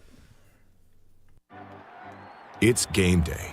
Are your moderate to severe Crohn's disease or ulcerative colitis symptoms keeping you from the action? Skyrizi, risankizumab Riza, could help you get back to the game. Skyrizi is proven to help people feel significant symptom relief, achieve remission, and visibly improve damage of the intestinal lining. Skyrizi is a prescription injection medicine for adults. Don't use if allergic to Skyrizi. Serious allergic reactions, increased infections, or lower ability to fight them may occur. Before treatment, get checked for infections and tuberculosis. Tell your doctor about any flu-like symptoms or vaccines. Liver problems leading to hospitalization may occur when treated for Crohn's or ulcerative colitis. Control is everything to me. Ask your doctor about Skyrizi, the #1 prescribed biologic in Crohn's and ulcerative colitis combined. Learn more at skyrizi.com or 1-866-SKYRIZI. WICC Smart MLS Right Now traffic. 95 north, about an hour from Stamford through Fairfield. A few breaks along the way through. The Parkway northbound slow ride starts in New Canaan. Upper Merritt southbound. Plenty of company over the Sikorsky Bridge heading down to Route 8. 95 south, jamming through Longworth into West Haven. Traffic report is powered by M.J. Thomas Jewelers. Looking to buy or sell gold? Visit M.J. Thomas Jewelers in Stratford for expert service and great deals. Their knowledgeable staff is there to assist with all your gold needs. For more information, visit mjthomas.com. I'm Mitch Krause with WICC Traffic. Mainly clear this evening and overnight, below the mid-teens. Friday sunny with a high in the mid-30s. Saturday sunny with a high near 40. I'm meteorologist Paul Piorak on WICC. Ask Alexa to play WICC. Playing WICC. Back to Connecticut Today with Paul Faselli on WICC 600 and 95.9. The voice of Connecticut. All right, a couple of things here before we go to news top of the hour. Latest update on what looks like now a partial shutdown of the Department of Homeland Security, which means if anybody within the sound of my voice, no, seriously, if you're flying this weekend, JFK, White Plains, Newark, LaGuardia, Bradley, Tweed in New Haven, whatever, you may want to get there a little earlier because TSA is not going to shut down, but with Homeland Security shutting down, it could affect possibly, they're saying, some TSA staffing. So get there early, get through your security line early, and if it's good, it's good. Then just go, then you know what? Then just go drink heavily, really obscenely, and sleep it off on the plane. I'm not telling you when you get there to be drunk when you rent your car, but it's better to spend a little time in the airport and not sit there than 8-hour-long TSA line. So we have that, and this is probably going to go on a while. Now, all of a sudden, some folks who kept clamoring for body cams, I told you this the other day, all of a sudden now they don't want the body cams. Oh, no. Well, why not? Well, you may put our faces into a database. Well, okay, then what do you want? What do you can't say no to everything here. Now I'm reading where, the Dems may be a little flexible on the mask, whatever. Well, you know what? None of this would be an issue if people just protested normally. That's all. But they're not. What you see on TV, there's a difference between legitimate protests and being morons. And a lot of times, sadly, you see the moron part of it. All right, couple things here. I'm still fascinated here. Even how long ago was the Super Bowl? My God, I lose track. 4 days ago? You still have people, especially in the conservative media sphere. Oh, look at that. Oh, 9 million people left the Super Bowl at halftime to watch the Turning Point USA. Who cares? The number of people that waste time bitching and moaning about Bad Bunny, my God, you know who's laughing at you? The NFL. The National Football League is laughing at you. Well, I'm angry. Why would they be laughing? Because when you speak about it, you're saying things like, hey, how about that Bad Bunny at the Super Bowl? Hey, did you watch the Super Bowl halftime? You people, and listen, was Bad Bunny my cup of tea? No. Is the guy good at what he does? Apparently. Do I have any Bad Bunny music? No. Am I likely to, stream or download any Bad Bunny music? No, probably not. But boy, this is a prime example of the old adage, just spell my name right. And for a lot of us who took, marketing as a minor, as I did with my journalism degree, all my marketing people said the same thing when I was at BU. There's no such thing as bad PR. As long as they spell your name right and you're in the news, you can make something of it. But people just, oh my God, with the Bad Bunny thing, enough. Nobody's making you buy his music.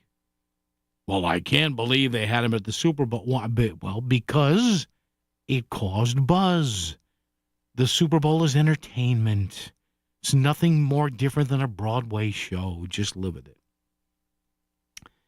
203-333-9422, 333-WICC. Tell you what, let's do the break here. Got another thing to lead you up to the top. Traffic and weather together right here on WICC. WICC Smart MLS Right Now Traffic. 95 north, about an hour from Stamford through Fairfield. A few breaks along the way through. The Parkway northbound slow ride starts in New Canaan, Upper Merritt southbound. Plenty of company over the Sikorsky Bridge heading down to Route 8, 95 south, jamming through Long Wharf into West Haven. Traffic report is powered by MJ Thomas Jewelers. Looking to buy or sell gold? Visit MJ Thomas Jewelers Stratford for expert service and great deals. Their knowledgeable staff is there to assist with all your gold needs. For more information, visit mjthomas.com. I'm Edge Krause with WICC Traffic. For this evening and tonight, clear with a low in the mid-teens. Friday, sunny with a high in the mid-30s. Saturday, sunny with a high near 40. I'm meteorologist Paul Piorek on WICC. Do you truly understand the impact of taxes on your retirement savings? Would you like to keep more of your hard-earned money? Attend Bridge Light Financial's Taxes and Retirement event February 10th and 12th at El Palio in Shelton. It's a free workshop discussing real tax saving strategies. Click bridgelightadvisors.com and register. This is Bill Levitt, president of Bridge Light Financial Advisors. We'll show you real tax savings on your savings. Come to our next event at El Palio in Shelton. Register today at bridgelightadvisors.com. bridgelightadvisors.com. Since 2007, Jane Doe No More has improved the lives of countless survivors of sexual crimes. What started as a grassroots organization is now a growing movement. Come celebrate at the 15th Annual Gala and Dr. Henry C. Lee Awards on Saturday, March 21st at the Waterview in Monroe, Connecticut. Join presenting sponsor the Pettit Family Foundation for a Casino Royale Gala. Great food, open bar, auctions, dance party, and much more. For more information on tickets and sponsorships, visit janedoenomore.org. Back to the news and talk. Thanks to Smart MLS. Smart sellers ask, is my home on Smart MLS? The voice of Connecticut. WICC's 695.9. It's Connecticut Today with Paul Piselli. Now, one thing, and people are starting to wake up to this in the wake of the whole Super Bowl thing last Sunday with Bad Bunny and all that, that alternate halftime show with Kid Rock that was sponsored by Turning Point USA, that was thrown together really quickly. They got 6 million viewers for that. So you know what's going to happen? Seriously. And this will be really interesting, if only from a media point of view, which of course I'm into. There are going to be multiple halftime shows now. There just will be. I mean, what's to stop some network other than the one that's carrying the Super Bowl? Because remember, you can, and you probably hear in media, well, why do people say the big game? Well, because the NFL will sue the living snot out of you if you market Super Bowl and don't have their permission. So I'll tell you what's going to happen. You will see Turning Point USA do another halftime show next season in 2027, wherever the Super Bowl ends up being. I forget. It's in Los Angeles, I think. And they'll say, hey, come to us at halftime of the big game. But you know what? You're going to have 3 or 4 other networks do the same thing. Why not? I would. Just don't mention halftime. Just don't mention the Super Bowl. You don't think some of these networks, TNT, TBS, Fox, even NBC. You don't think that they would? You don't think that they're gonna throw some big band or big name country star or big name singer? Here's $20 million. Will you give us 25 good minutes? Or maybe there'll be sneak previews of some movie or some TV show. Again, the bottom line here is, yeah, something like 6 or 8 or 9 million people tuned out, and now there are people going, hey, wait a minute. If they tuned out for Kid Rock, all due respect to Kid Rock, but I like one of his songs. What's the song that samples the riff from Sweet Home Alabama? Whatever that is. That's a decent tune. But other than that, do I own any Kid Rock music? No. But again, you folks who tend to lean the way I do, you vote. You vote. All right, enough. It's over. It's over. It's not an insult to him. I know some of his lyrics translated were a little dicey. Well, so were Kid Rock's lyrics. So nobody twists your arm to watch these things. All right, should Connecticut sue New York? We'll talk to a candidate who wants to be the next governor of Connecticut. Are we just too lame sitting here not getting energy independence? WICC AM Bridgeport, WICC FM Southport, WEBE HD2 Westport, WPLR HD2 New Haven. Locally owned by Connoisseur Media. This is CBS News on the Hour, your home for original reporting.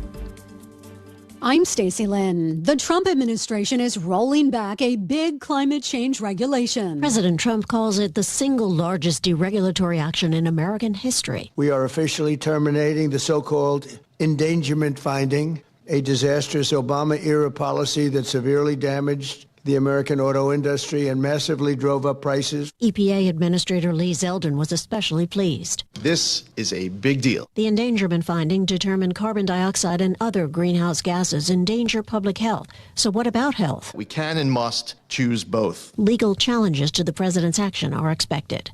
Linda Kenyon, CBS News, the White House. The president's border czar, Tom Homan, says the immigration crackdown in Minnesota is ending. A significant drawdown has already been underway this week and will continue through the next week. Now to Arizona, where the Pima County Sheriff's Department is calling on people who live near Nancy Guthrie's home to turn over any security camera footage. CBS's Andres Gutierrez says they've set up a special form online to upload video. Any neighbor here can, within a 2-mile radius, that may have captured anything out of the ordinary from New Year's Day till February 2nd, the day after she was reported missing. They say anything, any suspicious cars, any person that may not usually be in their neighborhood, they want to see that. A Virginia Supreme Court weighed in on a lengthy court battle involving an Afghan orphan adopted by a U.S. Marine and his wife. Correspondent Cammie McCormick reports. The child's parents were killed during a U.S. raid in Afghanistan in 2019. Soldiers brought her to a hospital at an American base. Under the first Trump administration, the State Department said the U.S. was obligated to return her to surviving relatives. Then a Virginia judge granted Joshua and Stephanie Mast the adoption. When the child and her relatives evacuated during the U.S. withdrawal, the baby was then taken by Mast from a refugee resettlement center in Virginia. NASA and SpaceX will launch a crew to the International Space Station tomorrow. CBS's Mark Strassman. The weather's looking better, so that's a plus. We've got a crew of 4 that's going to spend about 35 hours or so getting to the ISS, assuming that this launch is a go. And right now, NASA feels pretty good about it. They'll be replacing the crew which returned to Earth last month. Liftoff is set for just after 5 a.m. Eastern Time. On Wall Street, it was a terrible, horrible, no good, very bad day with stocks plummeting. The Dow closed down 669 points, NASDAQ down 469. S&P was off 108. This is CBS News. The stars shine brighter on CBS Morning. This is a slam dunk. So cute. Gail came in singing for me today. On CBS Mornings. Staples presents That Was Easy. So I opened a restaurant and needed everything. Menus, signage, catering brochures. Everything and then some. I went to Staples. They printed it all and even suggested takeout menus. One money pit with a side of fries. But now at Staples, you get up to $125 off custom print orders. $125 off. Now you're cooking. Brand your business in a big way at Staples. That was easy. Shop Staples in-store, online, or in the app by 4/4 to unlock. Exclusions apply. Visit staples.com/print for details. At the UPS Store, we know being a small business owner means holiday time is still go time. Still get those orders shipped time. And still re-up on stamps and supplies time. That's why this upcoming holiday, while others close up shop, we'll be open. And happy to help you keep being unstoppable. Come into your local store today. Most locations are independently owned. Product, services, pricing, and hours of operation may vary. See Center for details. The UPS Store. Be unstoppable. Need metal? Metal Supermarkets, the world's largest small quantity metal supplier, is open in Bridgeport. The metal you need, cut to size and ready fast. Call or visit at 1085 Connecticut Avenue and ask about the other metal services we provide. WICC 695.9, Voice of Connecticut Local News Update. One of those charged in the Bridgeport absentee ballot tampering case was sentenced. 60-year-old Sylvia Ramos was one of 9 people facing charges of absentee ballot fraud connected to the 2023 Bridgeport mayoral primary race. Her sentence includes 2 years in prison, suspended, and 2 years of probation. The first people, 5 in total, were first charged last February, and 4 others were charged in July. Ramos was the first of those 9 to receive a sentence. Several students are recovering from various injuries after a school bus crash in Southbury. The bus carrying Nonawag High School students was traveling along Southford Road near Jeremy Swamp Road when it was hit by another vehicle around 2:30 p.m. Wednesday. The impact of the crash ejected 2 students from the bus, and multiple students were transported to Westbury and St. Mary's hospitals. The driver of the other vehicle, Richard Estee, was charged with driving under the influence. The Quaker Farms School in Oxford, closed Tuesday and Wednesday due to frozen pipes, will remain closed for the rest of the week. Power disruptions over the weekend caused the heating system to shut down, and as a result, pipes froze and burst. The district sent a letter to families Wednesday apologizing for the lost school days. And the Amtrak trains are running again between New Haven and New York City. Service was suspended last night due to a loss of overhead power. It was restored shortly after midnight ahead of the morning commute between New Haven and New York's Penn Station. I'm Chris Williams with WICC News. WICC Smart MLS Right Now Traffic. Wilbur Cross southbound, an accident reported approaching exit 42A and B, backing things up towards the tunnel. 95 in Lower Fairfield County, plan on an hour from Greenwich through Fairfield. The Parkway northbound, we have an accident reported just past exit 10. And on 84 eastbound, busy through Danbury and going into Newtown. Traffic report is powered by Columbia Dental in Norwalk and New Haven. Using advanced 3D CT scans for precise dental care, call 203-299-0111 or visit columbiadental.com. I'm Edge Krause with WICC Traffic. Mainly clear this evening and overnight, below the mid-teens. Friday sunny with a high in the mid-30s. Saturday sunny with a high near 40. I'm meteorologist Paul Piorek on WICC.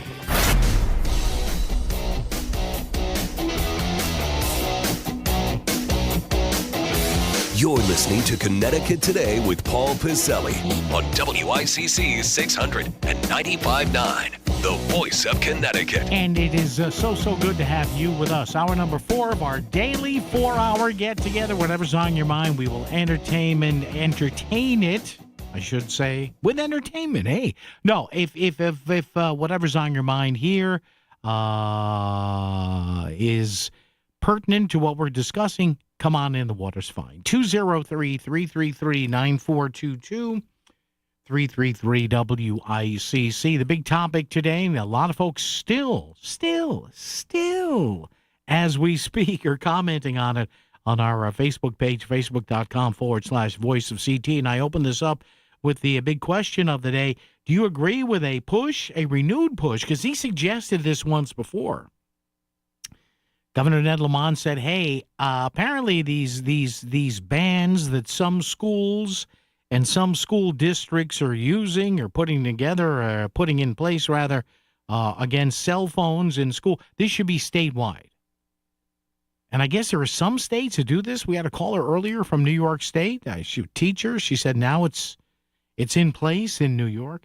Should there be a statewide bell-to-bell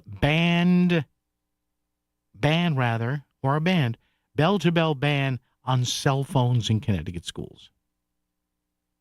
Are we past, and I'm not saying this to be pedantic. If people believe this, then I wholly give them the option too, but are we past the fear factor here? And again, we know where we are. We know what state we're in. We're the state where, tragically, several years ago, Newtown occurred, the Sandy Hook Elementary School. We don't have to go over that right now, but the specter of that still hangs in the air emotionally here in the state. What if I want to get some words in with my child? What if my child, my son, my daughter, my niece, my nephew, my grandson, granddaughter, stepson, stepdaughter, what if their inkling initially in a moment of fear is to want to talk to me? If you are going to lock their phones away, then you are robbing me, you are robbing us, you are robbing our family of that moment or two that we may have with each other. And I know it's a macabre thing to think about, but this is part of the opposition you get to this. So I've heard today, and this is why I wanted to start with this today, because I was anxious to hear from teachers, which we did hear from parents, which we did hear from administrators, which we did hear from, of people that say, hey, it may have been rough for the first day or two, but by day 2 or 3, or by the beginning of the year after we tried it the previous year, it has worked out great. So your thoughts? What about the governor saying, hey, we need to do this statewide? And in case you're wondering here, you know who else is for this statewide phone ban? The 2 big teachers unions in Connecticut. AFT Connecticut, which is the Connecticut branch of the American Federation of Teachers, and the CEA, the Connecticut Education Association, which, of course, is the local branch of the NEA, and other interested parties as well. 203-333-9422. I got a text here. Paul, I'm your age. We didn't have any cell phones growing up. You're right. The school can always get in touch with a student if a parent needs them. This texter continues, I'm willing to bet most people worried about being able to get in touch with someone has always had access to cell phones. Come on. They make communication easier, but certainly not necessary. Every little thing that happens in life is not life-altering. I absolutely think phone use should be restricted bell to bell. So there you go. So we'll see how this shakes out. We'll keep an eye on it for you. And again, it's interest groups, parents groups, and some educators say enough with the phones. Put them away from the opening bell and get them back at the closing bell. You're not always near your radio, but you still want to stay informed on Fairfield County matters. There are lots of ways to enjoy WICC beyond your radio at 600 and 95.9. Stream us free at work on voiceofct.com or on your smartphone by downloading our app. And now it's easier than ever to listen on your smart speaker when you say, play WICC. The voice of Connecticut is always live, local, and free, wherever you are. Water damage is a nightmare. Did you know it can be avoided with water leak detection installed by Trumbull-based Property Protection Consulting? Water leaks and frozen pipes can damage a home or business more than fire or burglary. Go to ppcalarms.com. Learn how a water leak detection system can be installed simply and inexpensively to automatically shut off your water main. For comprehensive security solutions for theft, water, or fire, go to ppcalarms.com. ppcalarms.com for total home security and peace of mind. A cancer diagnosis comes with so many questions. Should you get a second opinion? What's the right treatment? How do you tell your kids? You don't need more questions in your life. You need world-class cancer care here in Fairfield County. That's why Stamford Health collaborates with Dana-Farber Brigham Cancer Center, ranked number 3 nationally for cancer care. Your search for answers stops when our care for you starts. Stamford Health. Nonprofits and service organizations, how are you planning on engaging donors in 2026? Well, I've got a great new way. Hi, I'm Christina Preet, lifelong Connecticut resident and founder of the free mobile app Shopping Anyway. Shopping Anyway is a one-stop shop platform to engage with existing donors and attract new donors to communicate your needs for items such as food and basic necessities, volunteers, and fundraising events you're looking to promote. Visit shoppinganyway.com. And for those looking to get more involved in giving back to their community, go to shoppinganyway.com to download the free app. Having an office party? Having friends and family over? Catering from AB's Falafel makes your taste buds sing. AB's Falafel in Trumbull serves the freshest and most flavorful falafel, kebab salads, shawarma, spinach pies, hummus, and more. Catering from AB's is easy. Go to abisfalafel.com and click on catering. Pick from trays of kebabs, falafel, salads, and more. From 10 to 200. Cater your next company or family event from locally owned and operated AB's Falafel. abisfalafel.com. With other language learning apps, I was just playing games. I wasn't really learning. Babbel's different. Babbel was designed by over 200 language learning experts to be the most effective way to learn another language. Every time I open the app, I can choose to work on my writing, speaking, or listening. And it saves my mistakes for me to review, so I'm constantly improving. Before Babbel, I thought I just wasn't good with languages. But now I'm speaking French. Tout ça, c'est grâce à Babbel. Save up to 50% on your Babbel subscription when you sign up at Babbel.com. Babbel.com. Don't miss the Fairfield University School of Graduate Studies around the region every weekday with Melissa in the morning. Melissa brings you the biggest news from Connecticut and around the region. WICC Smart MLS Right Now Traffic. Wilbur Cross southbound, an accident reported approaching exit 42A and B, backing things up towards the tunnel. 95 in Lower Fairfield County, plan on an hour from Greenwich through Fairfield. The Parkway northbound, we have an accident reported just past exit 10. And on 84 eastbound, busy through Danbury and going into Newtown. Traffic report is powered by Columbia Dental in Norwalk and New Haven. Using advanced 3D CT scans for precise dental care, call 203-299-0111 or visit ColumbiaDental.com. I'm Edge Krause with WICC Traffic. For this evening and tonight, clear with a low in the mid-teens. Friday, sunny with a high in the mid-30s. Saturday, sunny with a high near 40. I'm meteorologist Paul Piorek on WICC.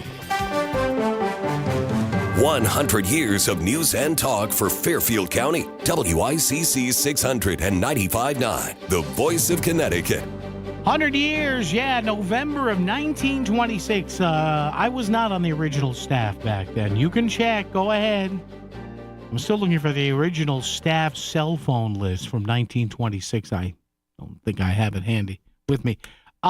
Get back to open phones. We'll wrap it up a little bit later on to 203-333-9422, 333-WICC. All right, our next guest, you have heard him numerous times on this radio station, and you will continue to hear him even more because he is one of the declared Republican candidates to become the next governor of the People's Republic of Connecticut. I'm sorry, I couldn't resist. Greenwich GOP State Senator Ryan Fazio. Ryan, good afternoon, sir. How are you? I'm great, Paul. We're going to change it back to governor from chairman and make it a true republic again. Chairman. You saw where I was going there. Before we go to the campaign, before we take the campaign angle, Ryan, let me start with this from what's going on now, and then we'll segue over to an idea you have about a lawsuit and whatever. What is now? The special session is what now? A week old. Explain to my listeners, because they kept it real quiet, what is going on, what bills are being discussed here. There's only 12 weeks, but as we all know, a lot of damage can be done in 3 months. So what are you guys and gals facing at the Capitol on this short session? Well, don't blink, because it's a short session, but a lot can happen in that time. Okay. And even though the legislature has just been in session for 2 weeks of the 14 or 15 weeks that it'll be in session this year, regular session, that is, there will be a lot done by the majority. And they already have done some things that I think not only are offensive to a good economic policy and will result in long-term higher taxes, but also our state constitution. They passed a $330 million slush fund basically for the governor to spend on whatever he wants without a check from the legislature. When we're growing up, we all learn in the Constitution, it says that the legislature is first and they have to approve of taxes and spending, and then the governor or the president approves on their levels of government. Well, we have apparently abandoned that here in the Constitution state, and already in just 1 week of the legislative session, this governor and legislature have added $330 million of spending on nothing in particular, except the governor can do whatever he wants with that $330 million. So we're already off to a bad start. And one more thing on the session before we get to a campaign-related issue here. I see now that the crosshairs, if you will, are starting to be trained on landlords, not just landlords in Connecticut, Ryan, but landlords outside of Connecticut who can't even vote on this stuff. Is any of this new focus on landlords likely to pass, or is this just saber-rattling to keep the far left happy? Well, I'm not sure exactly. That's the problem when you have a 2-to-1 Democratic legislature. A lot of these things can be determined within the Democratic caucus without ever talking to Republicans. And, I think it's something that moderate Democratic voters and other center-left voters should know about Connecticut, that if you have 2-to-1 majorities, there's no bipartisanship, there's no balance or checks and balances, and that's part of the reason we need more balance in the legislature, and you can't have 2-to-1 majorities. Landlords, the regulations are really punishing renters in the long run because it drives up the costs of rents if you have unreasonable policies for people who are bad actors as renters. Bad actors as landlords and bad actors as renters. Those people should be held accountable, but you can't have an open-ended, unfair system. All right. Now, campaign-wise, and Ryan Fazio was the guest, I guess it's been brought up, and I kind of never thought about this, Ryan. You and I have talked energy in the past, and one thing the governor says, which is an accepted truth, it's just tough to get more stuff in this state to help our energy picture here, our supply side of it. And we have an attorney general in an AG's office that loves to sue people. So why not sue New York and say, hey, stop putting pussyfooting with this pipeline here? What are your thoughts on that? Well, I think that's exactly what the job of an attorney general is. It's to defend the interests and the well-being of the residents in their own state, not make political statements. And one of the most, I think, damaging violations of Connecticut's interests has been done by New York, and it's blocking the expansion of pipeline capacity into Connecticut, even though we're at the upward limits of the existing pipeline capacity. Natural gas is our cheapest, most reliable form of inputs for our electricity generation, and we need more of it as demand goes up and prices go up due to public benefits charges and the like. And yet New York's blocking the expansion. And at the same time, in just the last couple of months, New York has actually approved the expansion of natural gas pipelines going into New York. So that strikes me as a clear violation of interstate commerce interests. And it's the exact type of thing that the attorney general and the governor should be standing up to New York about in order to defend the well-being of Connecticut residents who are paying way too much for electricity already.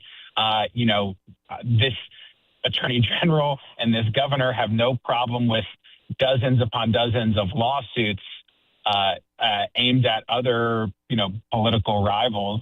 But when it comes to protecting the interests of Connecticut residents with regard to expanding affordable energy options or defending our taxpayers against New York when they tax our residents who work from home, they're silent.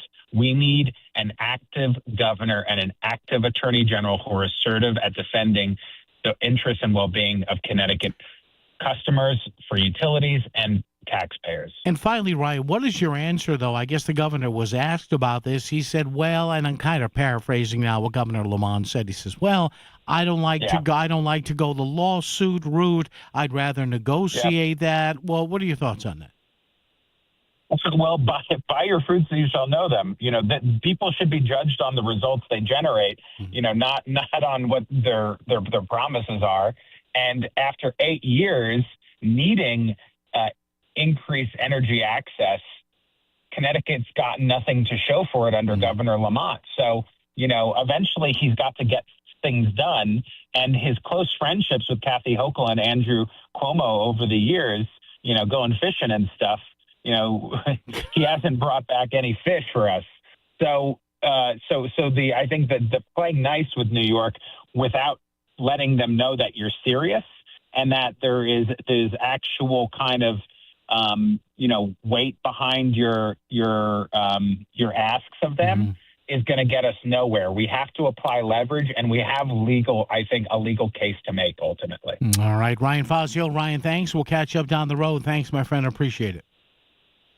All right, thanks a lot, Paul. All right, there you go. And listen, in case you didn't see the story, Ryan and some Republicans are saying, hey, the fact that actions or inaction by New York State and Governor Kathy Hochul is preventing more natural gas directly from coming into Connecticut. The fact that that can be traced to higher costs for ratepayers in the state, that should be actionable. That is the contention, again, by Ryan, his campaign, or Republicans, which I guess the governor may disagree with, is that, hey, this state is illegally standing in the way of commerce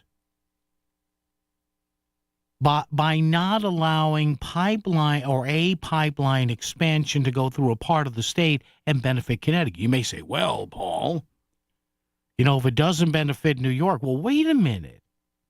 Can you imagine if pipelines, oil, natural gas, whatever, can you imagine if every individual state stopped every individual oil or gas pipeline from moving through their state because it doesn't only benefit their state? I mean, you can't do that. And again, Ryan brings up the point, and you have to admit this, even if you have no intention of voting Republican, even if you're a diehard Democrat. I have said this over and over again. The energy situation, the electric price situation, it just gets worse and worse and worse. And everybody in Hartford, from the governor on down, bloviates about it, and they do nothing. WICC Smart MLS Right Now Traffic. 95 northbound, plan on an hour. Stanford through Fairfield, the Parkway a little bit easier. Wilbur Cross southbound, long line of cars through Hamden, down through the tunnel, down to Route 34 from an earlier issue that's been cleared. 91 southbound New Haven, slow ride from exit 6 down through the Merge and through Long Wharf. I'm Edge Krause at WICC Traffic. Mainly clear this evening and overnight, below the mid-teens. Friday sunny with a high in the mid-30s. Saturday sunny with a high near 40. I'm meteorologist Paul Piorek on WICC. So in total, how much would you say you lost in this scam? I would say over $1 million. I worked really hard my whole life, and I wanted someone to share it with. I thought he really did love me, but he scammed me. It's not just the money. You almost lose a part of yourself. Every year, older Americans lose hundreds of millions of dollars to romance scams just like this. I'm Connecticut Attorney General William Tong. With AARP, we're working hard to stop these scams before they start. Visit aarp.org/fraudwatchnetwork. Never met a dent we couldn't smooth out. At Sono Collision, we turn your oopsie-daisy into amazing with our top-notch repair. No more crying over crumpled fenders. We'll erase your car's memory of that pesky light pole. Cruise over to Sono Collision today, where even your car forgets its accidents. Visit us at sonocollision.com, because a good car deserves a great recovery. I'm Ed Evans, CEO of Consumer Cellular. You know, the big wireless companies say they have discounts for people over 55, but unless you're willing to sit on hold and ask, you're probably paying more than you should. At Consumer Cellular, there's nothing to hunt down. We're built for people 50 plus with plans starting at just $20. And our 100% US-based customer service actually answers the phone. Call 1-888-FREEDOM or visit consumercellular.com today and get your second month free for a limited time. Taxes, fees, and other third-party charges will apply. See website for additional details. Let's go! You're still grooving, still connecting, still loving, still turning up, still thriving. You still got it, but your immune system, it weakens as you age. That's where vaccines come in. They help train and strengthen your immune response to fight off respiratory illnesses like flu, pneumococcal pneumonia, RSV, or COVID-19. Ask your doctor or pharmacist which vaccines you need. Book in minutes at vaxassist.com. Sponsored by Pfizer. Hi, this is Leo Carl from Carl Chevrolet in New Canaan. Last year, more consumers switched to Chevrolet than any other automotive brand. Why? With more standard passive and active safety features than any other brand, plus easy-to-use technology like wireless Apple CarPlay, Chevy simply builds in more value. And who doesn't love getting more for their money? With fresh inventory arriving daily, see for yourself at Carl Chevrolet, 261 Elm Street in New Canaan, or online at carlchevy.com. Metal Supermarket's not where you buy your eggs, but where you buy all the metal you need. The world's largest small quantity metal supplier with over 8,000 types, shapes, and grades is now in Danbury and Bridgeport. Fabricators, construction crews, manufacturers, auto shops, and hobbyists find the metal you need cut to size and ready fast with no minimum order. Or browse our drops and remnants. Fill your cart at Metal Supermarkets in Bridgeport at 1085 Connecticut Avenue or Danbury at 4 Lee Mack Avenue. This is WICC 695.9, the voice of Connecticut. CBS News Brief. President Trump with a big announcement today that he calls the single largest deregulatory action in American history. He says the EPA will stop regulating greenhouse gases. The Senate failed to advance a measure to fund the Department of Homeland Security, likely paving the way for another partial government shutdown. CBS's Nicole Killian says Democrats still insist on reining in ICE. At the end of the day, this issue of conduct is part of why funding for the Department of Homeland Security is potentially in jeopardy. A judge has temporarily blocked the Pentagon from punishing Democratic Senator Mark Kelly for participating in a video that called on troops to resist illegal orders. This isn't about me. This is about an administration that is out of control on so many different levels. The judge's ruling keeps his military rank and pay in place. CBS News Brief. I'm Stacey Lynn. WICC 695.9, Voice of Connecticut Local News Update. One of those charged in the Bridgeport absentee ballot tampering case was sentenced. 60-year-old Sylvia Ramos was one of 9 people facing charges of absentee ballot fraud connected to the 2023 Bridgeport mayoral primary race. Her sentence includes 2 years in prison, suspended, and 2 years of probation. The first people, 5 in total, were first charged last February, and 4 others were charged in July. Ramos was the first of those 9 to receive a sentence. A Southbury man is facing charges for making a threat against Coleytown Elementary School in Westport. Police arrested Christopher Iannacone Wednesday related to the incident last year. According to court documents, on November 3rd, Iannacone sent a text to 911 saying he was going to blow up the school. It sparked a shelter-in-place order and a search of the school, but no explosives were found. It's unclear why Iannacone made the threat. The number of scams statewide nearly doubled in 2025, according to the Better Business Bureau. Connecticut residents reported losing over $2.6 million to scammers last year, and those numbers only include those that reported it. Many of those scams involved people trying to buy a car online. Kristen Johnson from the Better Business Bureau gave WFSB Channel 3 some tips on how to avoid being duped by online scammers. 4 of the 5 most expensive online purchase scams in 2025 were virtual vehicle scams. Go to bbb.org, look up the company, look them up at BBB Scam Tracker, do an internet search with the word scam, especially if you've never heard of the business before. That 5 minutes can save you so much time and headache down the road. The Department of Energy and Environmental Protection is looking to fill hundreds of seasonal positions in Connecticut this summer. Opportunities include working in outdoor recreation, conservation, forestry, scientific research, and law enforcement. Positions are available at field offices, parks, boat launches, forests, and indoor educational centers across the state. To view and or apply for available positions, visit the CTDEEP seasonal employment at portal.ct.gov. Governor Ned Lamont is announcing that he is proposing legislation to create the Connecticut Supplemental Graduate Student Loan Program. The proposal is in response to the Trump administration's overhaul of the federal student loan system through the One Big Beautiful Bill Act, which Lamont says significantly restricts graduate students' access to low-interest federal loans, and its proposed redefinition of professional degree programs, which eliminates graduate nursing, social work, physical therapy, and other programs from the degrees eligible for its associated higher lending amounts. The governor is also encouraging residents to file for the Earned Income Tax Credit. Lamont, along with his tax commissioner, Mark Boughton, say as many as 45,000 eligible filers did not claim the credit in 2024. At an event Wednesday attended by WTNH TV News 8, both Boughton and Lamont broke down the money people could be leaving on the table. There are many people, roughly 40,000 people out there, who we owe you money. You owe us money. We have a federal EITC, state EITC. These folks are leaving, say, $5,000 on the table. The maximum earned income tax credit given by the federal government is around $8,000. The state of Connecticut's maximum is just over $3,000. Those credits are available to families with 3 or more children. The swan that was rescued from the frozen Norwalk River earlier this month is back in the wild.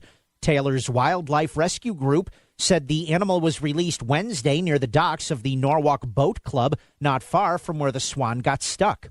On February 3rd, firefighters were called to the area to rescue the swan, and he was taken to the VCA Veterinary Referral and Emergency Center and then to Norwalk Veterinary Hospital. The Department of Transportation is announcing the winning names from its 4th annual snowplow naming contest. Some of the winners include the Big Leplowski, Snow Be Gone Kenobi, and Truck Norris. You can keep an eye out for the trucks on our roads and featured at events like local Touch-A-Trucks. Sacred Heart women's ice hockey alum Amy Verano is participating in the Olympics.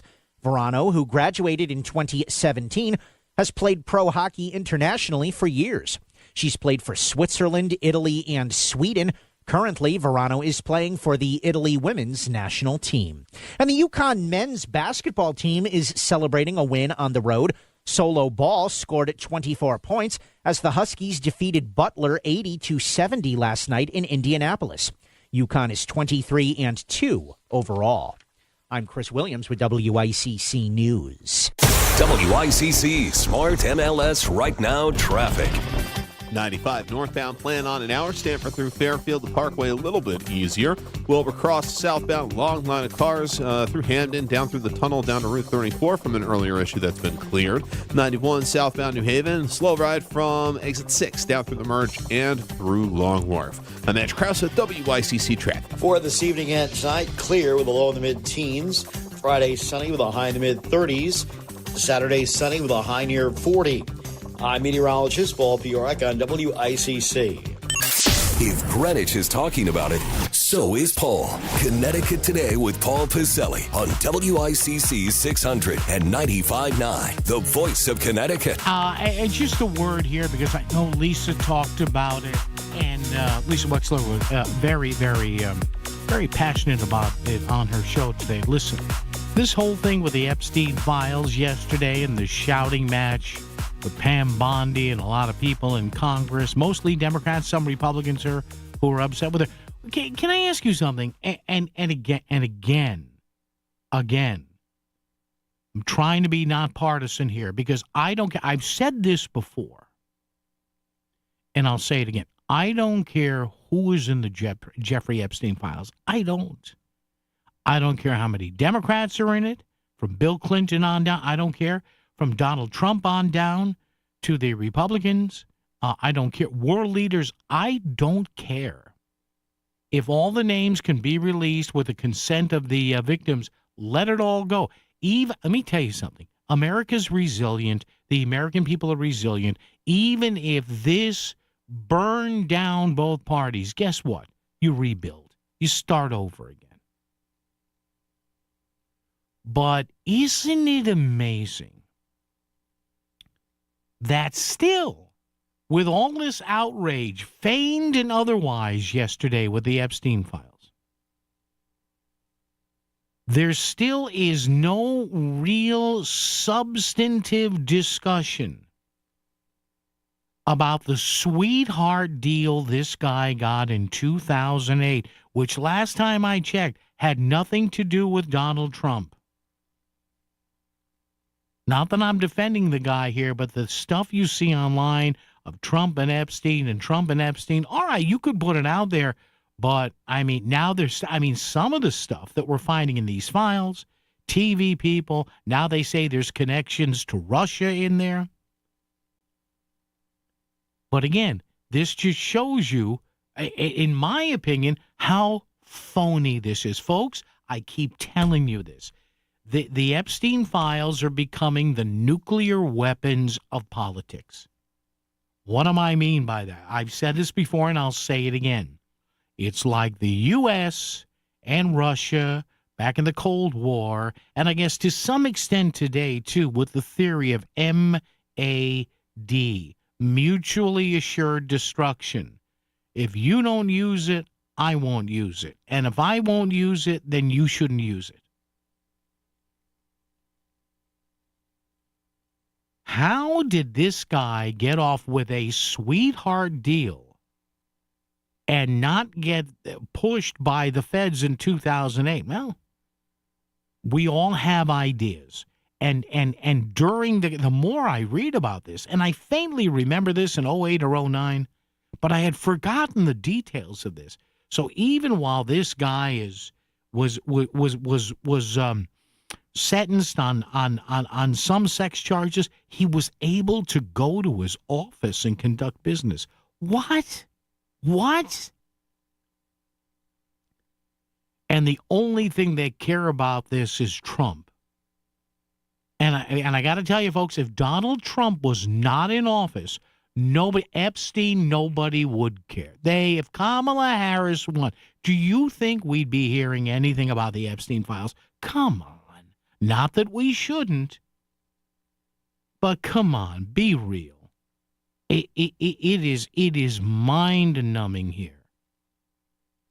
And part of me says release but see, they can't release everything because of, I guess they could, but then there's going to be the argument, well, are the redactions going to be enough and innocent people? And I buy all that. But why does nobody even mention? Now, they're starting to talk about it. I saw a few people in Congress saying, hey, even the stuff that goes back to 2008 is a little iffy. You think? And why wasn't the book thrown at him, colloquialism there in 2008, by the feds? Geez, I wonder why. You think he might have said, well, if you put me in jail on this on a federal level, I will give interview after interview from, how they say jailhouse interviews? You don't think he threatened that? Come on. It's only been 18 years. I'm sure a lot of the people who participated in that weak prosecution of Jeffrey Epstein back in 2008 are still around. Let's subpoena them. Get them in front of that bloviating members of Congress there like that Jerry Nadler, that guy. Oh, Madon, let Jerry leave. Please. Why isn't Nadler caught? Maybe he did. I'll give him the benefit of the doubt. But again, you know what it is, folks? And Dave and Branford, hang on, we'll get to you.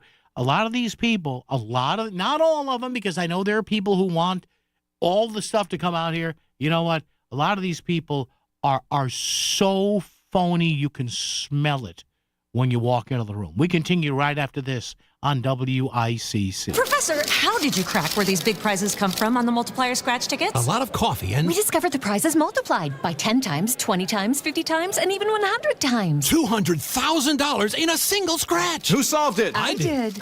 Play the new multiplier scratch tickets from the Connecticut Lottery. Multiply your wins and maybe enjoy your own eureka moment. Overall odds, 10x the cash, 1 in 4.24, 20x the cash, 1 in 4.06, 50x the cash, 1 in 3.72, 100x the cash, 1 in 3.54. Must be 18 or older. Problem gambling helpline, 888-789-7777. Ever notice that feeling your worst also seems to happen at the worst time in the worst places? Like sudden nausea at 9 p.m. when you're out of town. Really? Now? Fortunately, with Hartford Healthcare's HHC 24/7 app, you can get answers, diagnosis, prescriptions, even speak live with clinicians anytime, anywhere. So maybe there's never a good time to be sick, but at least the best care's always there. Download the app at your app store or hhc247.org.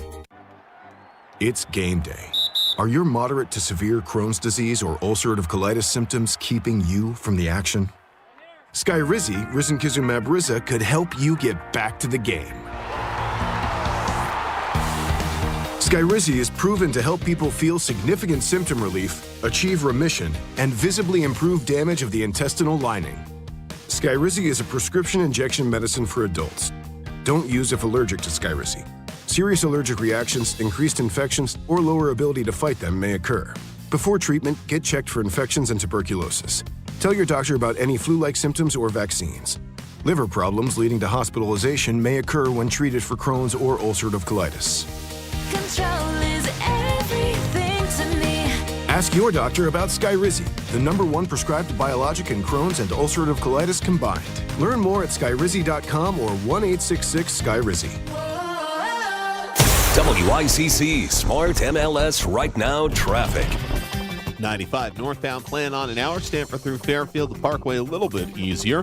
Wilbur Cross southbound, long line of cars through Hamden, down through the tunnel, down to Route 34 from an earlier issue that's been cleared. 91 southbound New Haven, slow ride from exit 6 down through the Merge and through Long Wharf. I'm Mitch Krause at WICC Traffic. Mainly clear this evening and overnight, below the mid-teens. Friday sunny with a high in the mid-30s. Saturday sunny with a high near 40. I'm meteorologist Paul Piorak on WICC. Connecticut Today with Paul Piselli is back, and only on the Voice of Connecticut. WICC 600 and 95.9. All right, a couple minutes left. If you want to get something off your chest or any other body part, you can. 203-333-9422.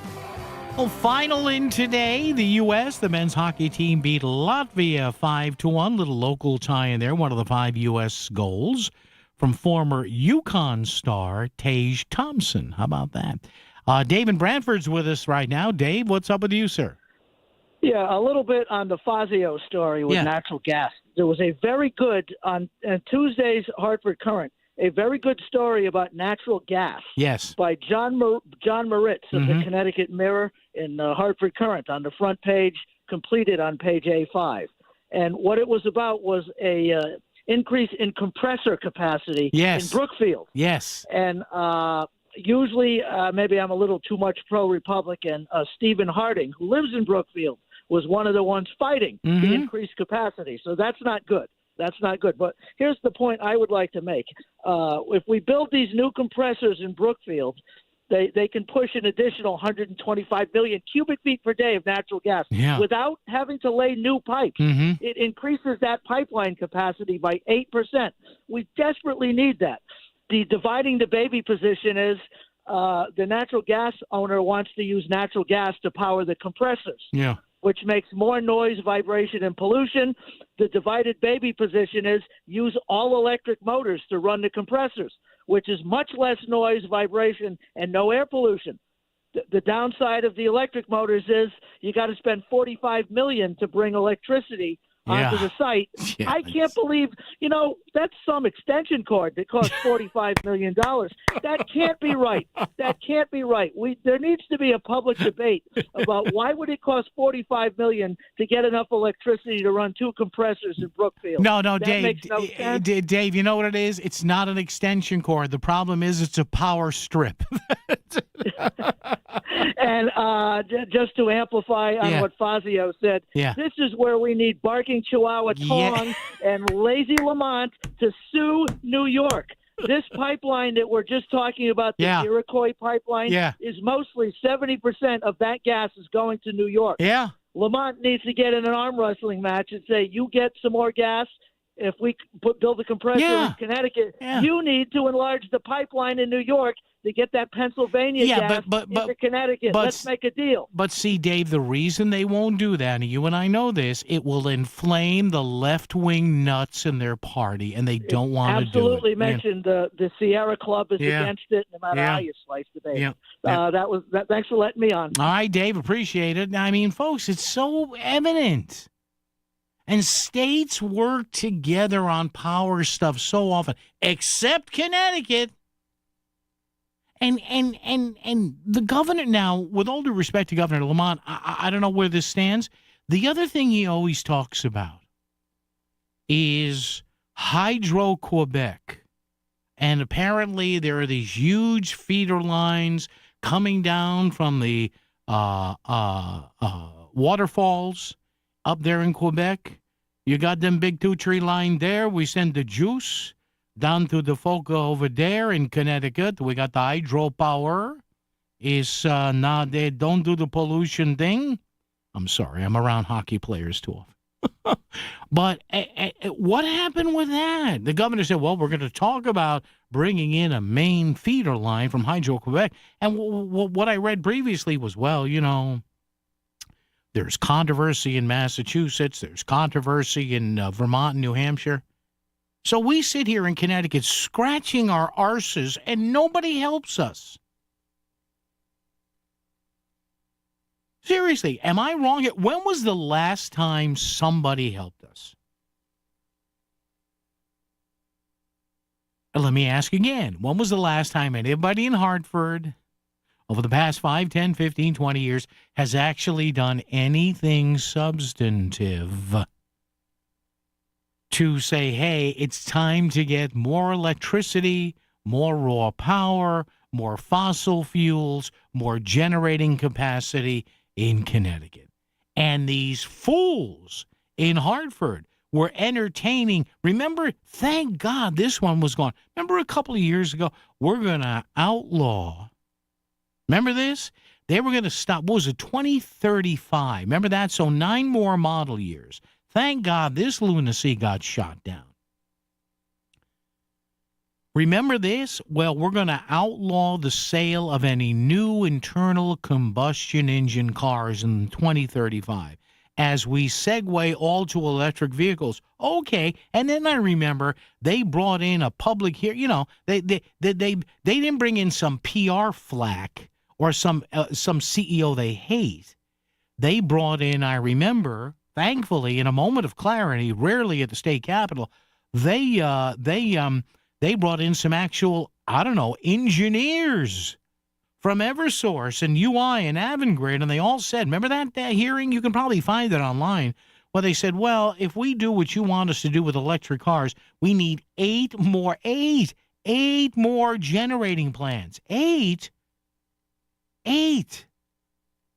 Where? Could you imagine trying it? I'm telling you this right now.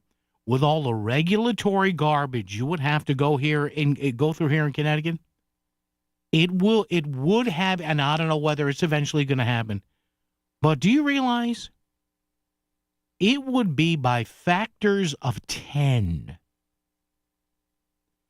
easier to have put a man on the moon in 1969 than it would be to get, never mind 8.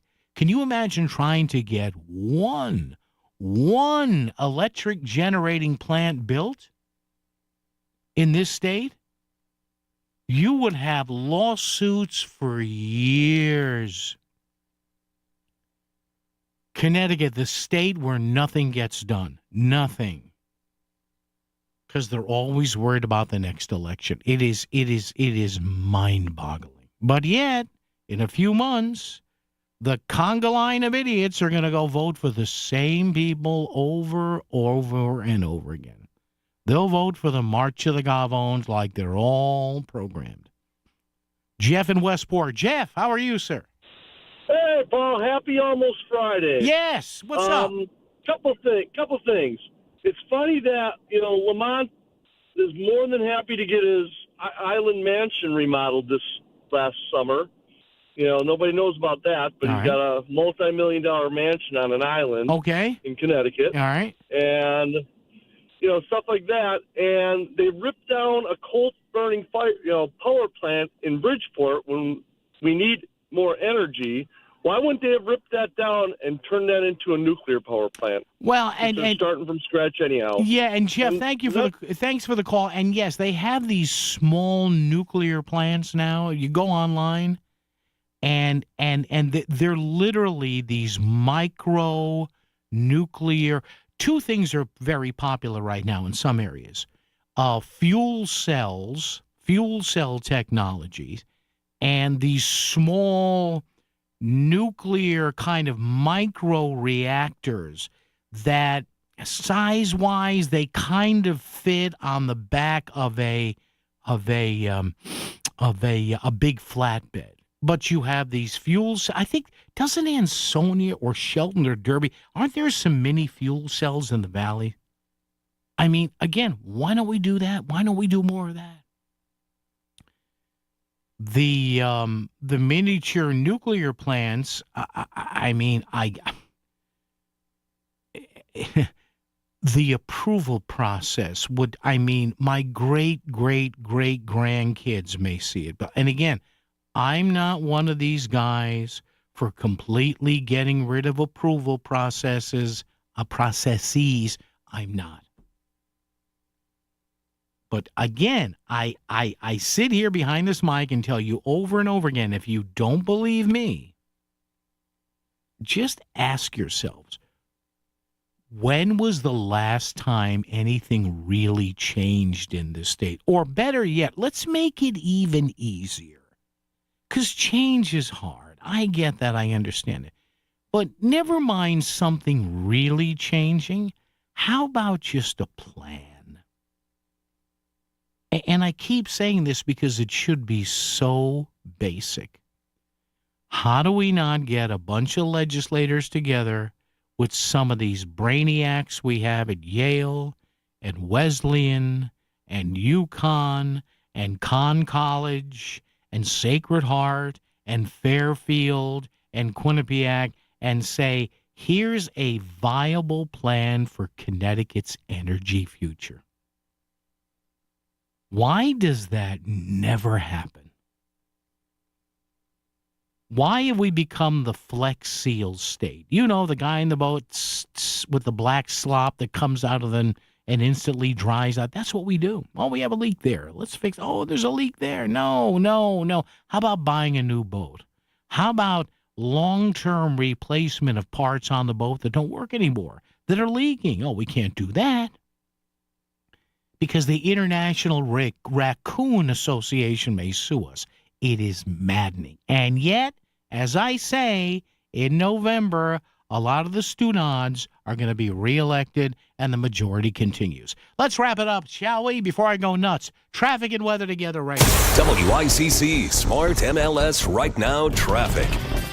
95 northbound, plan on an hour. Stanford through Fairfield, the Parkway a little bit easier. Wilbur Cross southbound, long line of cars through Hamden, down through the tunnel, down to Route 34 from an earlier issue that's been cleared. 91 southbound New Haven, slow ride from exit 6 down through the Merge and through Long Wharf. I'm Edge Krause at WICC Track. For this evening and tonight, clear with a low in the mid-teens. Friday, sunny with a high in the mid-30s. Saturday, sunny with a high near 40.